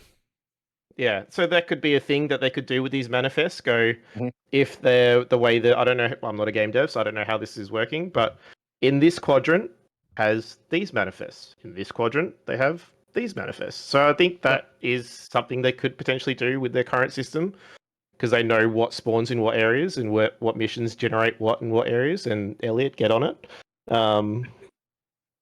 But I think that's something that would be interesting to look into, because it means that, you know, you're not only just going to a mission and coming back, you're doing your research to find out what's going to be the best optimal way to do it, buying information from other players and that kind of stuff as well. Yeah. That's stuff that definitely would be cool to be in game right now, but it is 100% Quanta that you are describing. And so we just won't see it because otherwise it'll be like, all right, cool. This team spent 6 months making that. I was like, okay, you're going to remove it in 2 years and it doesn't work properly anyway. So yeah, it's unfortunate, but eventually it'll be like that and that'll be great. So, hopefully it'll eventually be like that. And hopefully structural salvage is going to bring some big changes to how we're currently doing it. Hopefully. But all right, Artesius, we'll let you go and we'll bring in our next caller, but I appreciate it. And yeah, it was a fun conversation. Thanks, guys. Bye. Yeah, cheers. All right. And then we'll bring in Jedi Menace. And then I guess we'll move on to our last topic. Jedi, can you hear us? Jedi Menace. Yourself muted still. Yes. Mute. There we are. Hello. I heard him. How you doing? There we go. How are things going? Good. Good. How about you? I'm good. I'm good. Actually doing some salvaging right now. Oh, okay. Okay. But what I wanted to talk to her about mainly was initially the ship tractor beam, how they implemented it, and it's kind of difficult because I haven't jumped on the PTU. I've been watching you and some other streamers use the ship tractor beam, especially on the C2. And one of the things I was thinking about, which would make that a whole lot less janky or easier to bring stuff into the ship, is if the rail continued into the cargo area. So you had the rail on top, comes down to the back. If the rail could now continue and loop and go into, so when you're pulling into the cargo, you back up the actual tractor beam down the rail to the inside of the cargo area. Yeah, these guys are the angles are just weird. Yeah, the angles are really bad. You know? Yeah, if you could bring him into the cargo bay, it'd be very much like like the actual forklifts at like the giant forklifts at ports. Just being able to move everything from above. Yeah, of course, that'd be fantastic. So yeah. Now, we know drones not in the game, but drones with tractor beams would just solve a whole lot of problems. Oh yeah. You know, but I mean, those are Be you too know easy. dreams of the future. Yeah, be too easy, man. I mean, maybe if you request and pay for it at like a port, that's what it'll look like. Maybe it'll be Yeah, drones doing it. and this is something that I've always said. I have and we talked about money sinks. Mhm. You know, all the talk about loading it yourself. How about I pay for that? Yeah. Yep. I mean, it's That's a like plan. I don't want to Yeah, yeah. load it myself. I don't have a problem paying for it to be loaded instead. You know. So Yep. that's a big thing. We don't have money sinks in the game. So all this stuff about you know making all this big set of money through the way you could do it through salvaging right now, where you just go and you just grab the loot off of the stuff. You make all this money and what? You buy some and then you get to a point in short order where you buy all the ships you wanted in game and then you have nothing to do with the money. So you have all this money just to say you have all this money. You know, Yep. it's kind of pointless. Yeah. The other thing Yeah. I want to talk about was a tangent to the ship prices, more of the ship availability. Now, Okay. I'm a person, I am very conscious on how much money I spend, mainly because of where I'm from and the conversion rate from my currency to US currency. We're talking about a 7-to-1 conversion. And I don't work for US currency. And Yeah. the salary is not US equivalent. So, but if I'm playing a game long term, I definitely will make reasonable purchases from time to time because I understand this thing has a cost to run it. And I have no problem paying for my entertainment. But sometimes you may like, hey, you know what? I'll put aside some money and I want to get a shop. And then you look and you can't find it. It's not for sale at this point in time. And you have no idea when it's going to come back. It's one thing if they say, okay, they have a kind of schedule when certain ships going to be cycled back in, or you get some advance warning knowledge when you go on the site, in 3 months this ship will be available again. So then you're like, okay, cool, but it's like you don't know, and then they may lose money because in that sense, because if I can't buy it now, later when it's available, I may not feel like buying it anymore. I never bought anything on the gray market, but I was this close many years ago when they were talking about of all ships now, right? The Starfarer, because it's like one of the least desired ships at the moment, I would say, just because of other ships are so much better designed or whatever. But I remember just wanting to go to the gray market because I wanted that ship. And at that time, their limited ships, the way they communicated were actually limited. You were probably not going to get a shot at these again. So that was it, because the game was going to come out in 2 years, in 2013, right? That's literally how it was all communicated back then. But so I'm thinking I'm never going to get a shot at this thing. And then that's right about the time that I was like about to do it was when everything changed and they were like, IAE, and like all these events where they were going to sell things. So I don't know. I think it's pretty easy to know when things are going to go back on sale now. The military ships are all going to go on sale during Invictus, and everything else is going to go on sale during IAE. So, So, two things. New players 100% don't. The amount of times that people come into chats and say, hey, I really wanted to buy, I don't know, Mole or something. Sure. And I can't buy it right now. What the hell? It's super weird, whatever. So it definitely does happen that people don't do that. However, they are not losing money to this. This is a really, really common practice in like every business that exists that sells products, which I can't remember the actual name of the term, but it's like fake availability. FOMO. Or like, the FOMO. it's essentially FOMO, yeah. They capitalize on FOMO. Exactly. So yeah, when IAE comes around and they finally do see that the Mole is on sale for 2 days, they are much more likely to stretch their money that little bit more to buy the ship than they may have been in the past. And this is not artificial scarcity. Garriman, you are my favorite person in the world. Thank you. What about the guy who said Arby's? I don't know. Somebody just said Arby's. Why did he say Arby's? And now the McRib. I have no idea. Do they do that or something? Well, the McRib they do that. Yeah, the McRib. Yeah, Yeah. they do that. Okay, but Arby's. Sorry. Who Yeah. goes to Yeah, exactly. except for me? Who goes to Arby's? I don't know. There's That's never not even a anybody thing in there. Australia. It must be bad. It is, but it's great. Also, sorry, bunch of science. I didn't see you say that first. Garaman's still my favorite person. Anyway, so yeah, it No, is not a I'm- CIG thing. It is Yeah, a but very common thing. I around. And it understand sucks. that they do Yeah. make money that way. I'm not denying that and stuff but as I said, for someone like me, Yep. FOMO, even though sometimes it might grip me, Mhm. I definitely my rational mind does wrestle stuff away because Yep. I was like, I can't remember which ship came out. Well, concept. And one of the things I was like, I'm not going to buy a concept because I don't know how that ship actually is when it comes out. Yep. And it was like, oh, this looks so great. And I'm like, wait, what are you doing? No, you can't buy that. Yeah. Because Yeah, it's yeah. not out and you have no idea when it's coming out.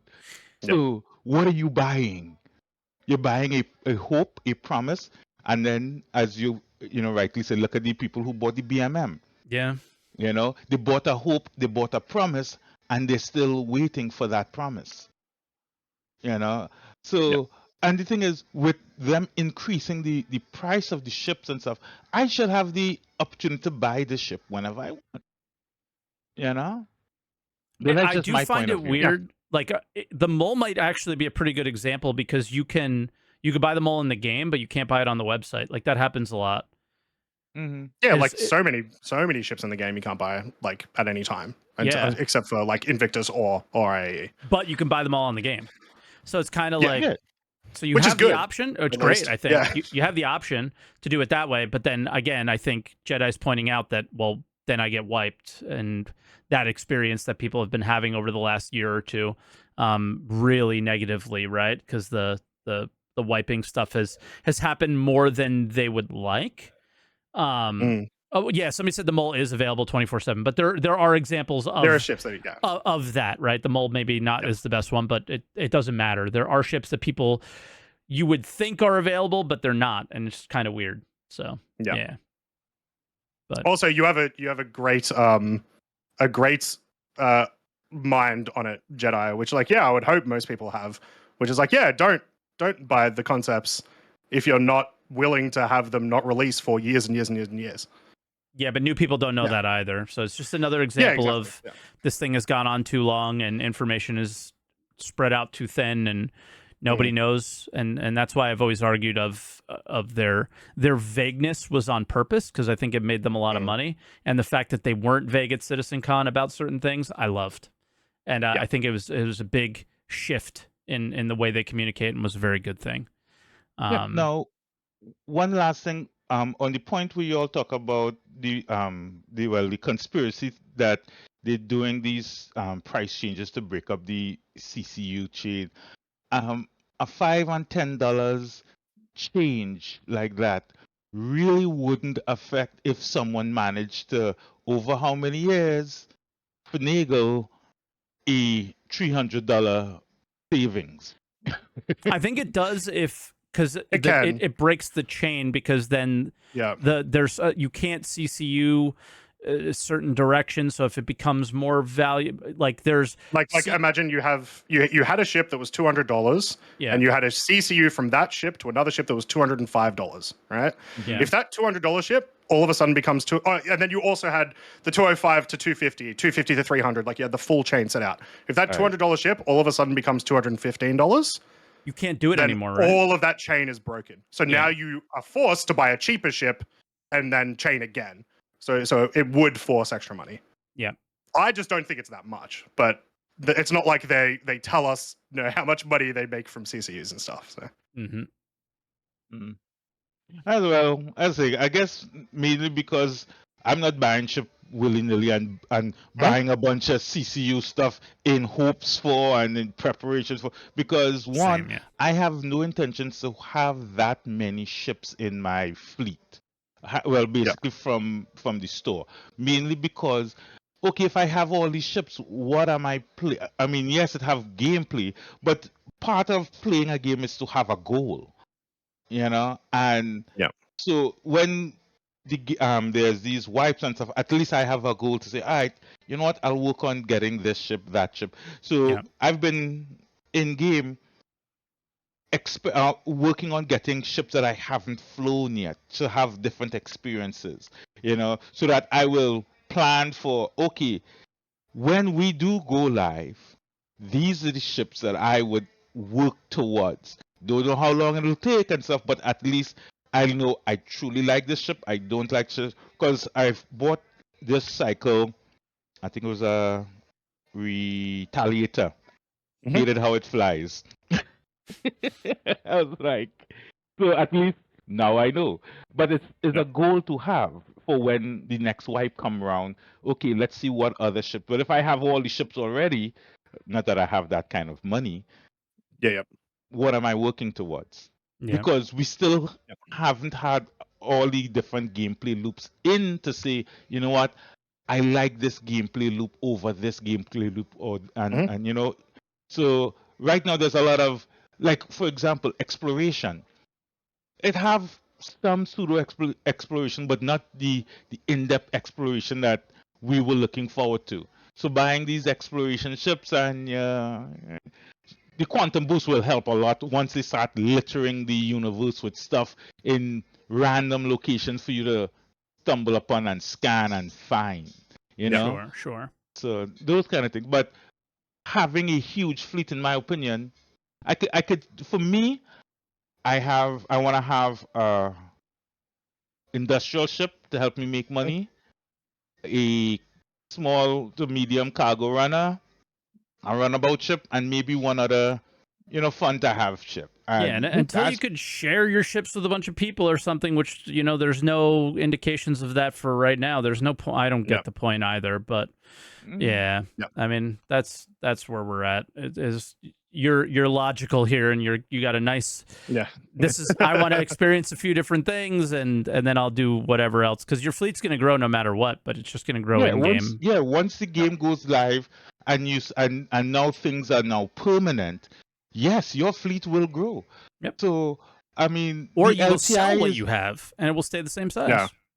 Yeah. And LTI. No, You don't get me upgrade. wrong. I'm trying to get some LTI tokens for those main ships that I talk about, but so that, let's say, because one of the things, But some games Jedi, before you get in, I gotta say we're going a bit long, so make your last. Oh well, actually, we could just cut it off there. You sure? Okay. Yeah. Okay.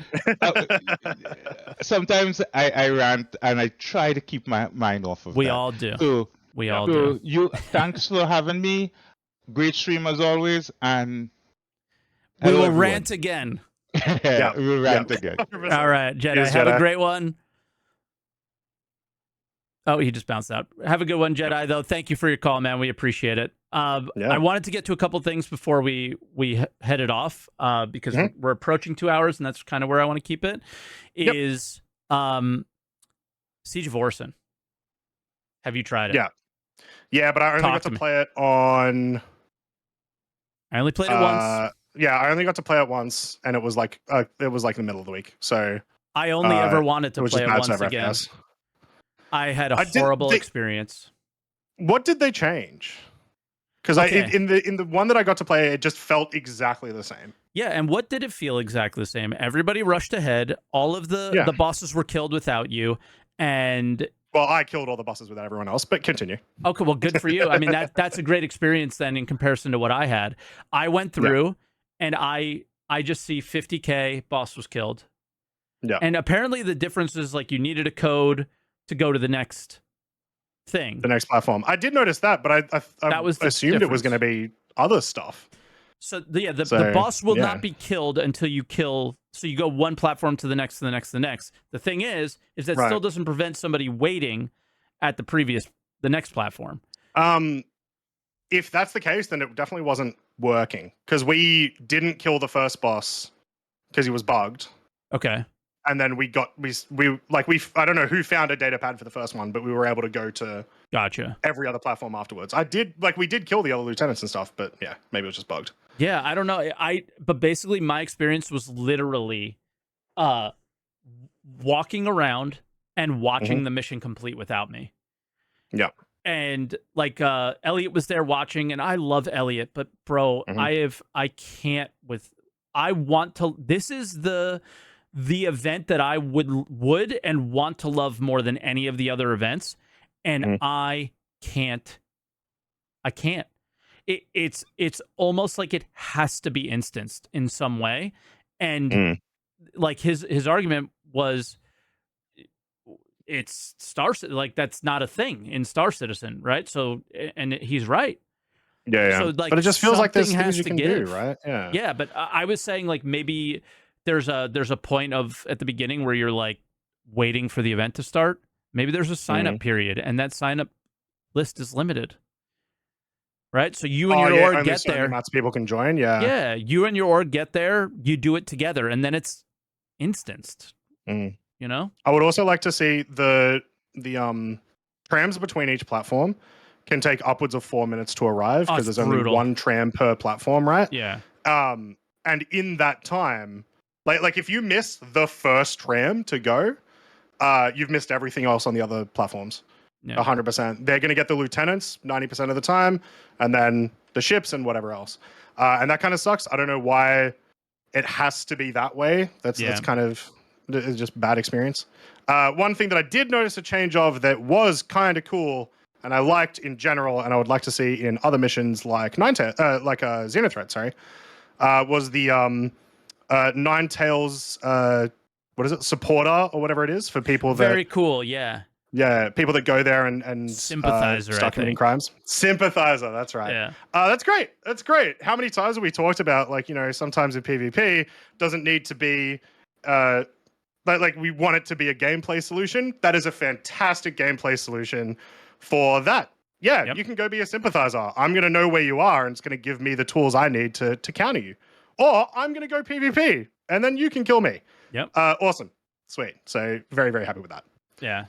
You know, one of my experiences of seeing a boss die is we see the marker pop up, and one of my viewers is nose down in a ship killing him because he's outside. Yeah. I was just like, this is awful. This is so disappointing. And I sat there and I tried to come up with a way of and like trying to be respectful, and I'm just disappointed because I really want to love this one, and it's impossible to enjoy 100% of the time. Yeah, well, not 100%. The 0.1% of the time, I think it would be good. Yeah, is on your 30 FPS servers. Yep. I do think the behaviors that we know they're supposed to be doing would add enough, I think, to stop a couple of those things. Like people wouldn't be able to theoretically just rush through everything. They would have to, you know, actively protect themselves a little bit. So that would make it a little bit better. But yeah, it's just it's a bit too quick. It either needs that or it needs something like Xenothreat where, you know, maybe the bosses don't spawn immediately on every platform. Maybe it's not time-based, but maybe it's how many NPCs have been killed, period-based. Now the lieutenant comes out, that sort of thing. Giving time for people to catch up. Yeah, exactly. Yeah. So yeah.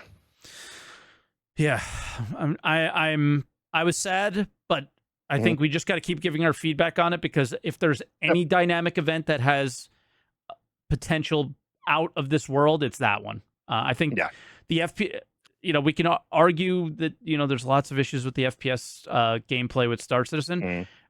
It's satisfying, it's fun, it's enjoyable, and building upon that is fantastic. So I want to see it grow. I want to see it get better, and I think it could. But yeah, that's where I'm at with that. Is there anything else? Oh, just random thought suggestion as well. Could be a thing of like, maybe everyone doesn't start on Solanki. Maybe you get to choose which platform you start in. Admin doesn't open until all 3 lieutenants are dead. So you can, once again, go to the specific platform that needs to be done, and that's kind of a catching up, right? So, something other people were saying, and maybe it ties into my like sign up thing, is you sign up for a group, and each group has their objective. and and then that group has to complete that objective and nobody else can. But again, it's a game where anybody can be there and doing anything, and then your sympathizer idea changes with the groups a little bit because it might not be as often. I don't know. It's a thing that needs a lot of thought and a lot of changes, and especially when it's so much fun when it works well. It's so much fun when it works well. When you get a good group or you get working servers and stuff, it's like the best event in the game. So for sure, just needs to be that more consistently. IAE. Yeah, we haven't touched on that at all. You made a tweet that you were very excited for it. Why? What excites you? Colors. The colors are pretty. Very pretty, very cool. Yeah, they're our podcast colors essentially. Yeah, I've noticed. So yeah, I mean, there's a video we can pop up, but I think it's kind of oldish. I don't remember.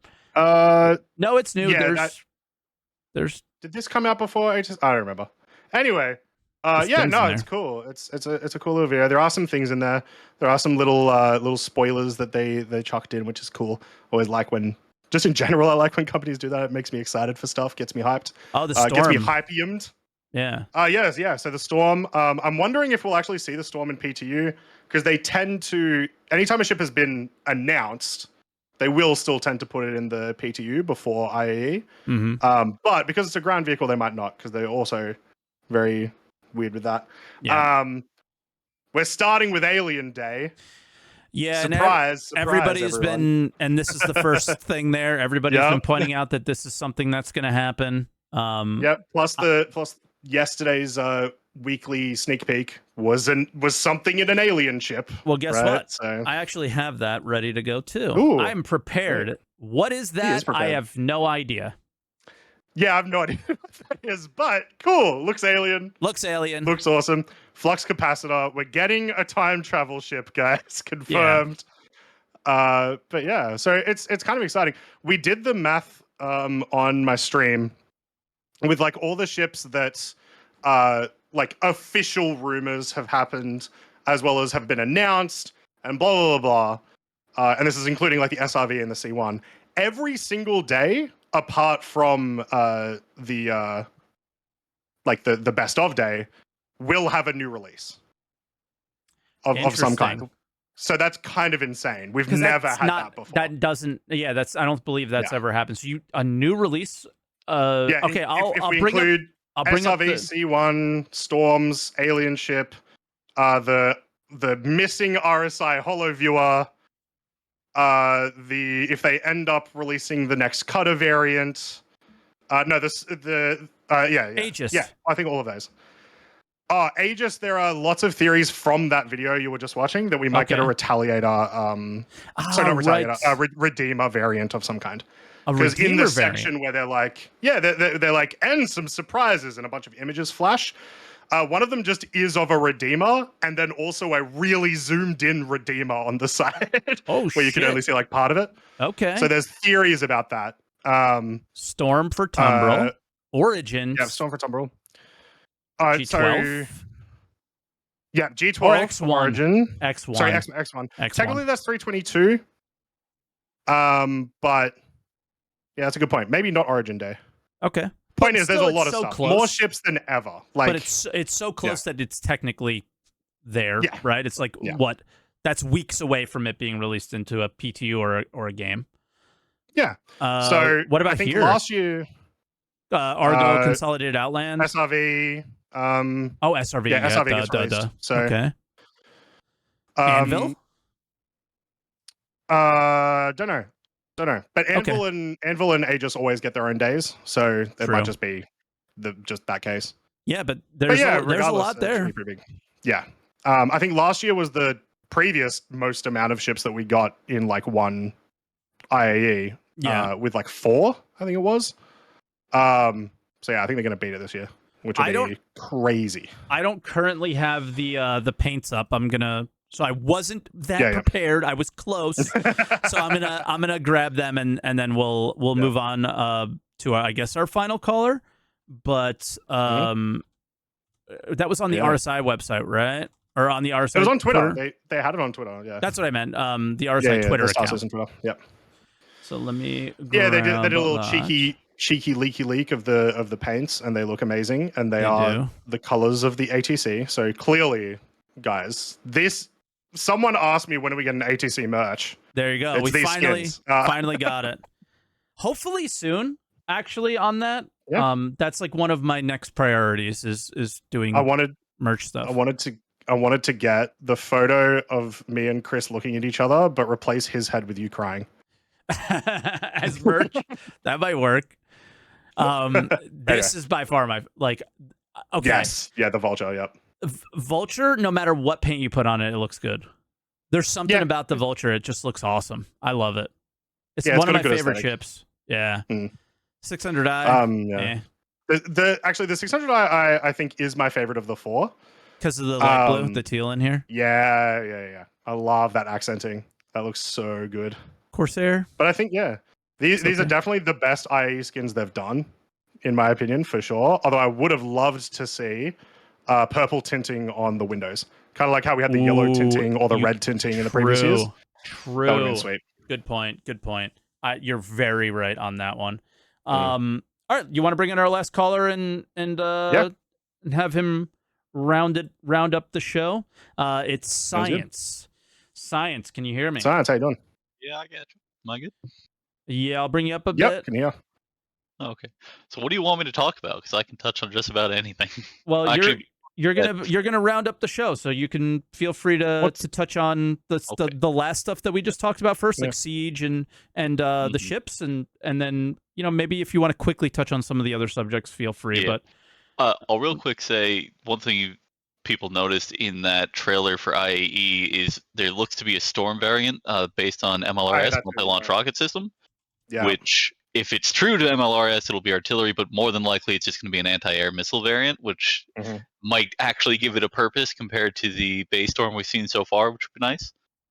But one thing. Well, it depends how fast the base Storm is, but yeah.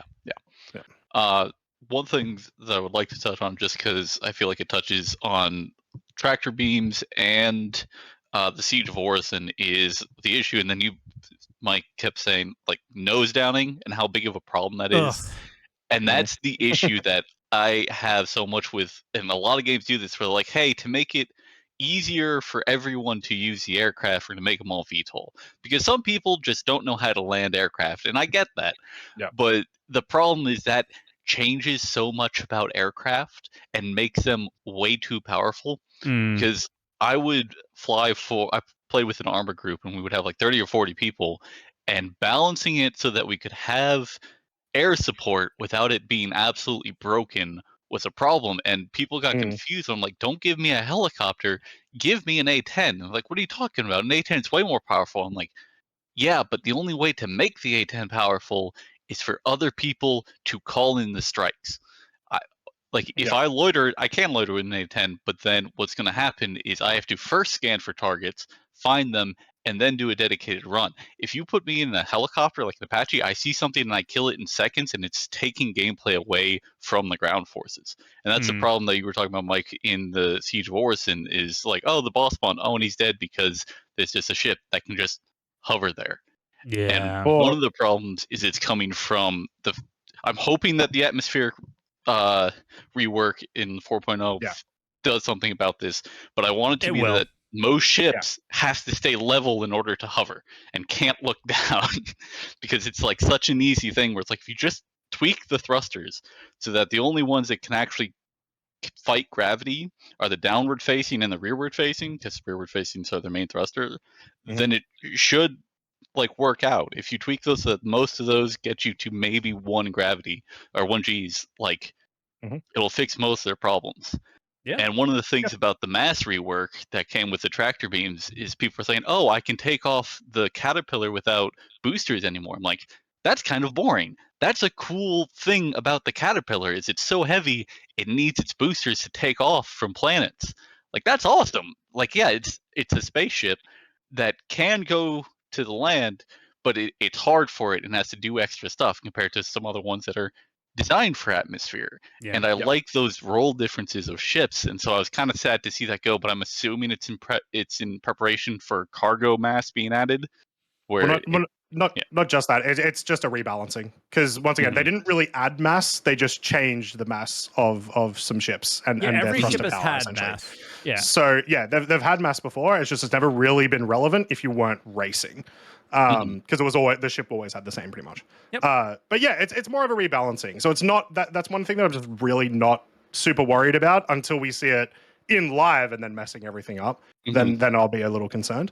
Yeah. But I trust them a little bit to balance it right, and so that it's at fun. risk at risk of getting into like copium theory crafting here, one thing that I've always hoped for with the vehicle tractor beams, which I think would be a good way to solve the problems that having everything be VTOL, well, rather an alternative way to solve the problems that giving all ships VTOL solves, which is players not knowing how to land.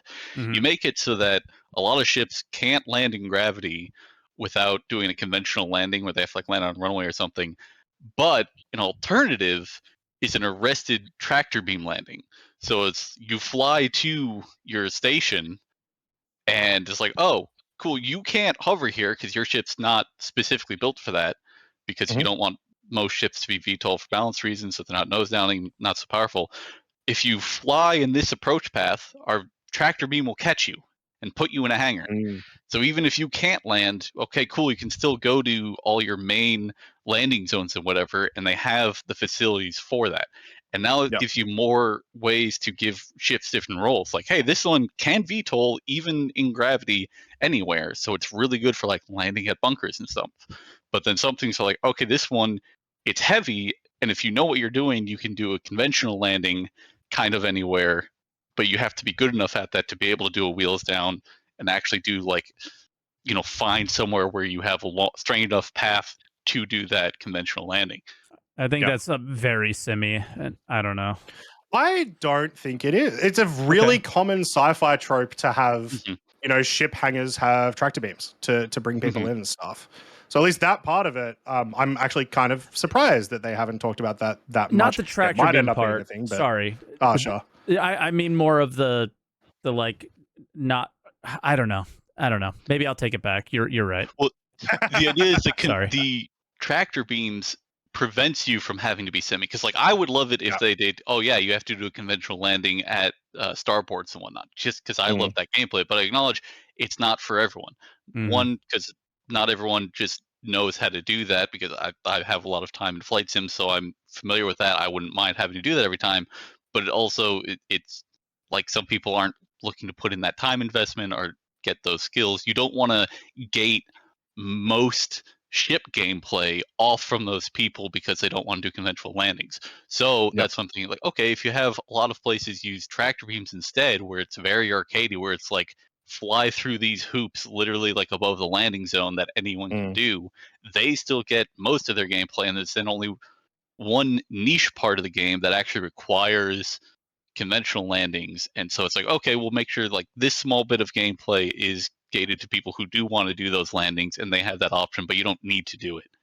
And I think it would be a good way to cater to both audience, which is kind of what Star Citizen's all about. Okay. Maybe, yeah. I will say, I think I thought more on the like ship to ship tractor beam, here you come park or whatever, and by extension with like stations. And then I realized it already exists and it's in game, and it's ship to station docking and ship to ship docking. It just doesn't use a tractor beam actual beams, VFX, but it's essentially the exact same thing. Yeah. So if you put the VFX there, it would read better. Maybe they should just do that. I mean, it would actually probably. Yeah. It would be a bit more immersive or whatever. Yeah. Yeah. Probably. I think for the most part, they need to figure out what tractor beams are for, because it's like what they had with a lot of other problems where it's like they made the ships and they put the tractor beams on them, and now they're implementing and they're like, oh wait, this doesn't quite work for even cargo, which is the only part that's in it that uses tractor beams.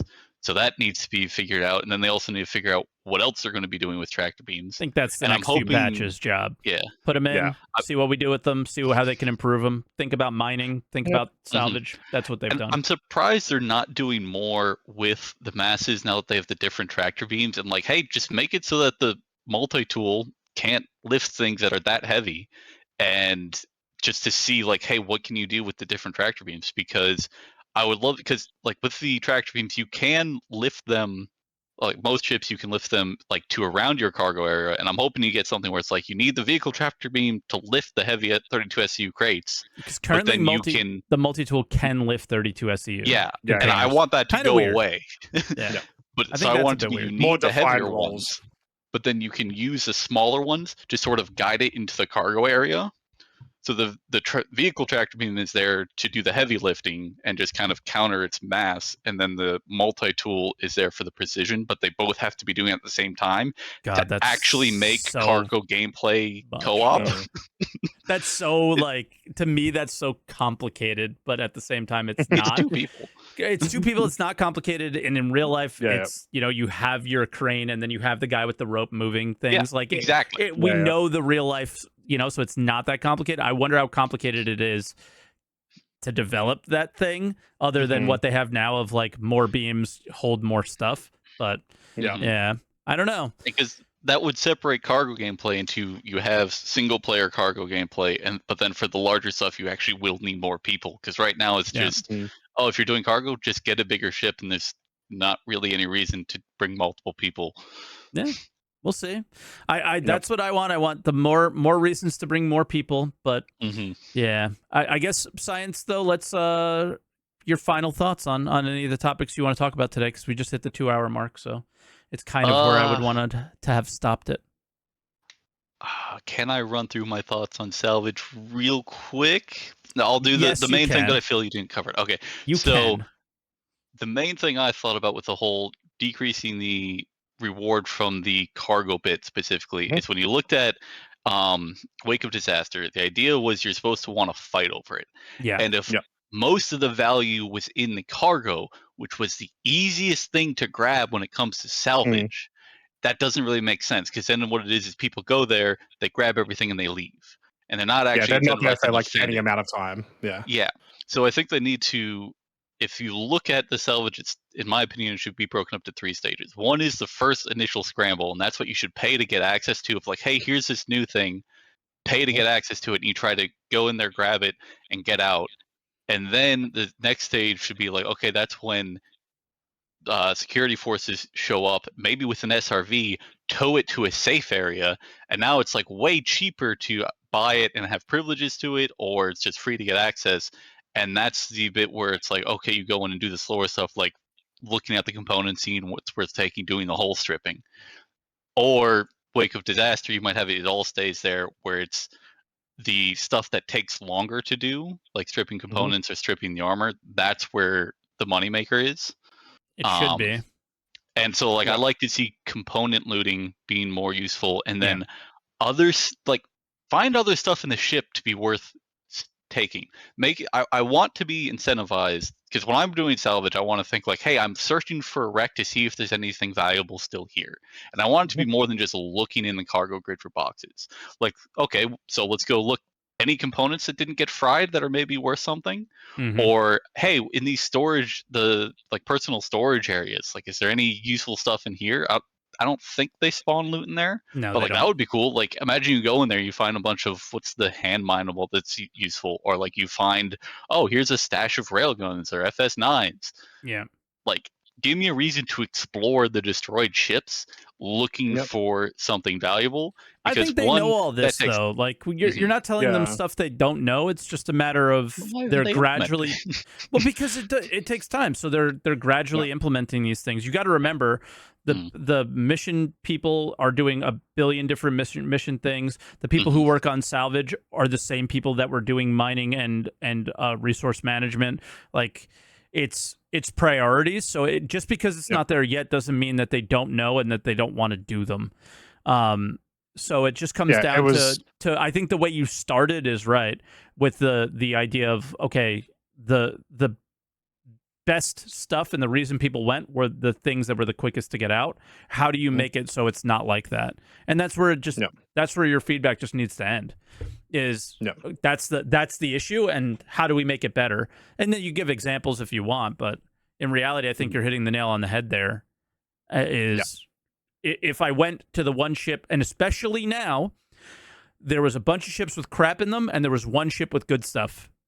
And If it's just a one ship with good stuff, the first person gets there and that's it. And then you're salvaging and fighting over the hull stripping. Is that the best solution for Wake of Disaster? I don't know. We'll I would see think how it you grows. want to fight over the valuable stuff. Yeah. Well, Yeah, I mean, maybe the stuff that you salvage should be the valuable stuff. Yeah. Yeah. Mhm. Maybe it's creating new materials or whatever. Yeah, I think the important thing is you just want people to be there longer anyway. Yeah. One of the best missions in the game, at least in my opinion, is money for nothing, because every single time I do it, except recently because salvage has been too much good money. Somebody's there. Yeah, someone was there. I would always have an interaction there, and it's because I have to stay there if I want to get the maximum amount of money that I can. And it takes like 20 minutes of me just like running back and forth, also defending, blah blah blah. There's no reason to do that at these salvage places because just grab cargo, go, and not even grab all the cargo, just grab the best cargo, go. So what at is least the goal of Wake? I've made that less. That's what Croncy's sitting on. What is the goal of Wake? Wake is there, and the whole point of it is to create player interactions. Mm-hmm. It no longer will do that in its current implementation. So, but it didn't do it previously either, in my opinion, because it would grab stuff and run. It did. It did, but it didn't do it as well as it could.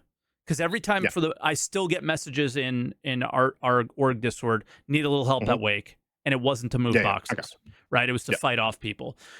So it is there, but it definitely could be better, right? It definitely could be better, and I think we're hitting the nail on the head of why it's not perfect yet. And we'll have to see. But science, I think that's where we leave you for the day, and we say goodbye to everybody. But we will continue to figure out our caller situation, but I think this week was really cool about the way we did it, and I think we can continue to improve it. I know one of the mods told me they have ideas, so we'll hear what they have to say. But because you were here, around the same time as everyone else, but you're coming in last, so we got to figure out some things on how to improve it. But I do. I was fine with that. Yeah. And I liked having the topics ahead of time to organize my thoughts on them. This was definitely better. Maybe use some tweaks, but don't go backwards, please. This was great. Yeah, we won't. We'll just keep improving on what we have. But all right, buddy, we'll catch you soon, and see you. Expect some org announcements this week because we were a mess this weekend. We got to figure some things out. Time to learn to mine again. Yeah, man. Yeah. All right, talk to you soon. Cheers, science. Bye. All right, I think that was our answer to the call. So we did a lot. We talked about a lot this week. I guess your highlights from the week and anything you got going on. I don't know. I didn't do much this week because I had actual life stuff to do. But I did get to from our topics, maybe. Yeah, I mean, I will just say Pyro finished, and I have lots of thoughts, so I'll talk about them at some point. Could be a good next week topic. Yeah, but yeah, I like how quickly they solved a lot of the problems with 321.1 because it was very concerning last week. Yeah. And I'm not concerned, but I'm less concerned than I was that they won't be able to get it done by IAE. I'm also very curious to see how IAE performs with PES because it'll be the first time that's happened. So how are servers going to go? Let's find out. We know. Great, I'm sure. You know the answer. I mean, for some reason, Invictus is always worse than IAE. So I'm just hoping at least that big javelin or whatever the ships flying around probably is why. Yeah. The parade. So yeah, I don't know. Expect some problems next week, but also I'm always really excited for new ships. So big Hypium from me next week. I do have one thing going on though. Tell me. Some of you non-Australians would have seen a thing that Twitch has been doing with Americans recently. Tell me about this. They called it Hype Fest or something. Well, in Australia, we get that every 6 months. Yeah, I don't know what this is. Yeah, so essentially, Twitch will give me a bunch of cool things if you guys give me a bunch of cool things. So I think it starts on IAE Day, like the 17th, I think, or the 18th. I'll double check that. But yeah, essentially for 10 days, I'll be doing a bunch of fun events on stream. And the more subs and stuff I get, the more cool things I get. What are examples of some cool things? Yeah. So I can get a $500 Amazon card. I can get a trip to TwitchCon. There's like a Twitch hoodie and stuff. There's a bunch of really cool things. That's If we sick. get the Amazon gift card, I'll be essentially donating it to chat and giving them gifts. So Hell yeah. but yeah, so that starts this week. Awesome. Well, enjoy. Yeah, I didn't get invited to whatever one they had because Yep. I don't know, I'm toxic or something. Well, But- we get it to every partner in Australia. Just every partner gets it. So rip America. NA, dude. NA. NA. But yeah, I mean that's where we're at. I think it's a pretty exciting week coming up with IAE on the 17th, so 5 days from now, and so we'll obviously touch on that next week of some of the show floors because they're 2 days, so we'll only get I believe 2 days of that. So we'll definitely be talking about some new ships, most likely, and some other things. Yeah, outside that, we're gonna see how the patch goes. And I'm excited for next week. Again, we have not stopped. The train is still rolling. One thing we didn't talk about today was ISC and SCL were meh. I mean, you were in it, so it was awesome. I enjoyed ISC, but it wasn't what I wanted to see. I wanted to see some dev stuff, but it was 2 cool. 2 weeks ago, bro. It was 2 weeks ago. We're past that now. CIG's you're pumping stuff out. The video's gotta keep up with the dev cycle now, and they're not. And I was really bummed out about SCL because the people I actually wanted to hear from were unfortunately able to be on the call. So because they were just getting into the juice, and then the calls died. So RIP. But hopefully they'll get them on soon. Next week's SCL does look interesting as well. So we'll have some things to touch on for next week. So keep that in mind if you're wanting to call in. We'll be touching on some of that stuff. And again, we'll get the callers better. I think they were much better than last week on terms of bringing them in at certain times and everything. So, yeah, a bit more on topic and stuff was good. Yeah, man. I think the show continues to improve. So as always, Croncy, thank you very much. Thank you. Yeah, and we'll be saying goodbye. So if you're watching this on YouTube and you ever want to participate live, twitch.tv/SaltEMike at 10 a.m. Eastern time. We have no idea what that is UTC anymore. I think it's 5 hours off. It's changed, who knows? Yeah, it's always changing. So we're thinking it's like 2 p.m., something like that. And if you're watching it on Twitch and didn't catch everything, it'll be up on YouTube later today on youtube.com/@SaltEMike. But that's going to be changing soon, so keep an eye out. I think we're going to be making some changes. I don't know when yet, but we have some plans for some changes on that. So keep Twerk17. Yeah. We're going to be changing the names now. Just kidding, but keep an eye out for some changes when it comes to the podcast in the next few months. So. Thank you again, guys, for watching. Leave all your feedback down below, comments on things that we talked about, and let us know how you're feeling about the nerfs and how you're feeling about this patch coming up. All right? And we'll catch you guys next week. Bye, everybody. Jeez, Don't guys. forget answer to the call at some point. Answer the call. Ugh. I did it this time. I thought you almost forgot. I thought you forgot. No. I can't. But maybe I will. I will forget. But all right, guys.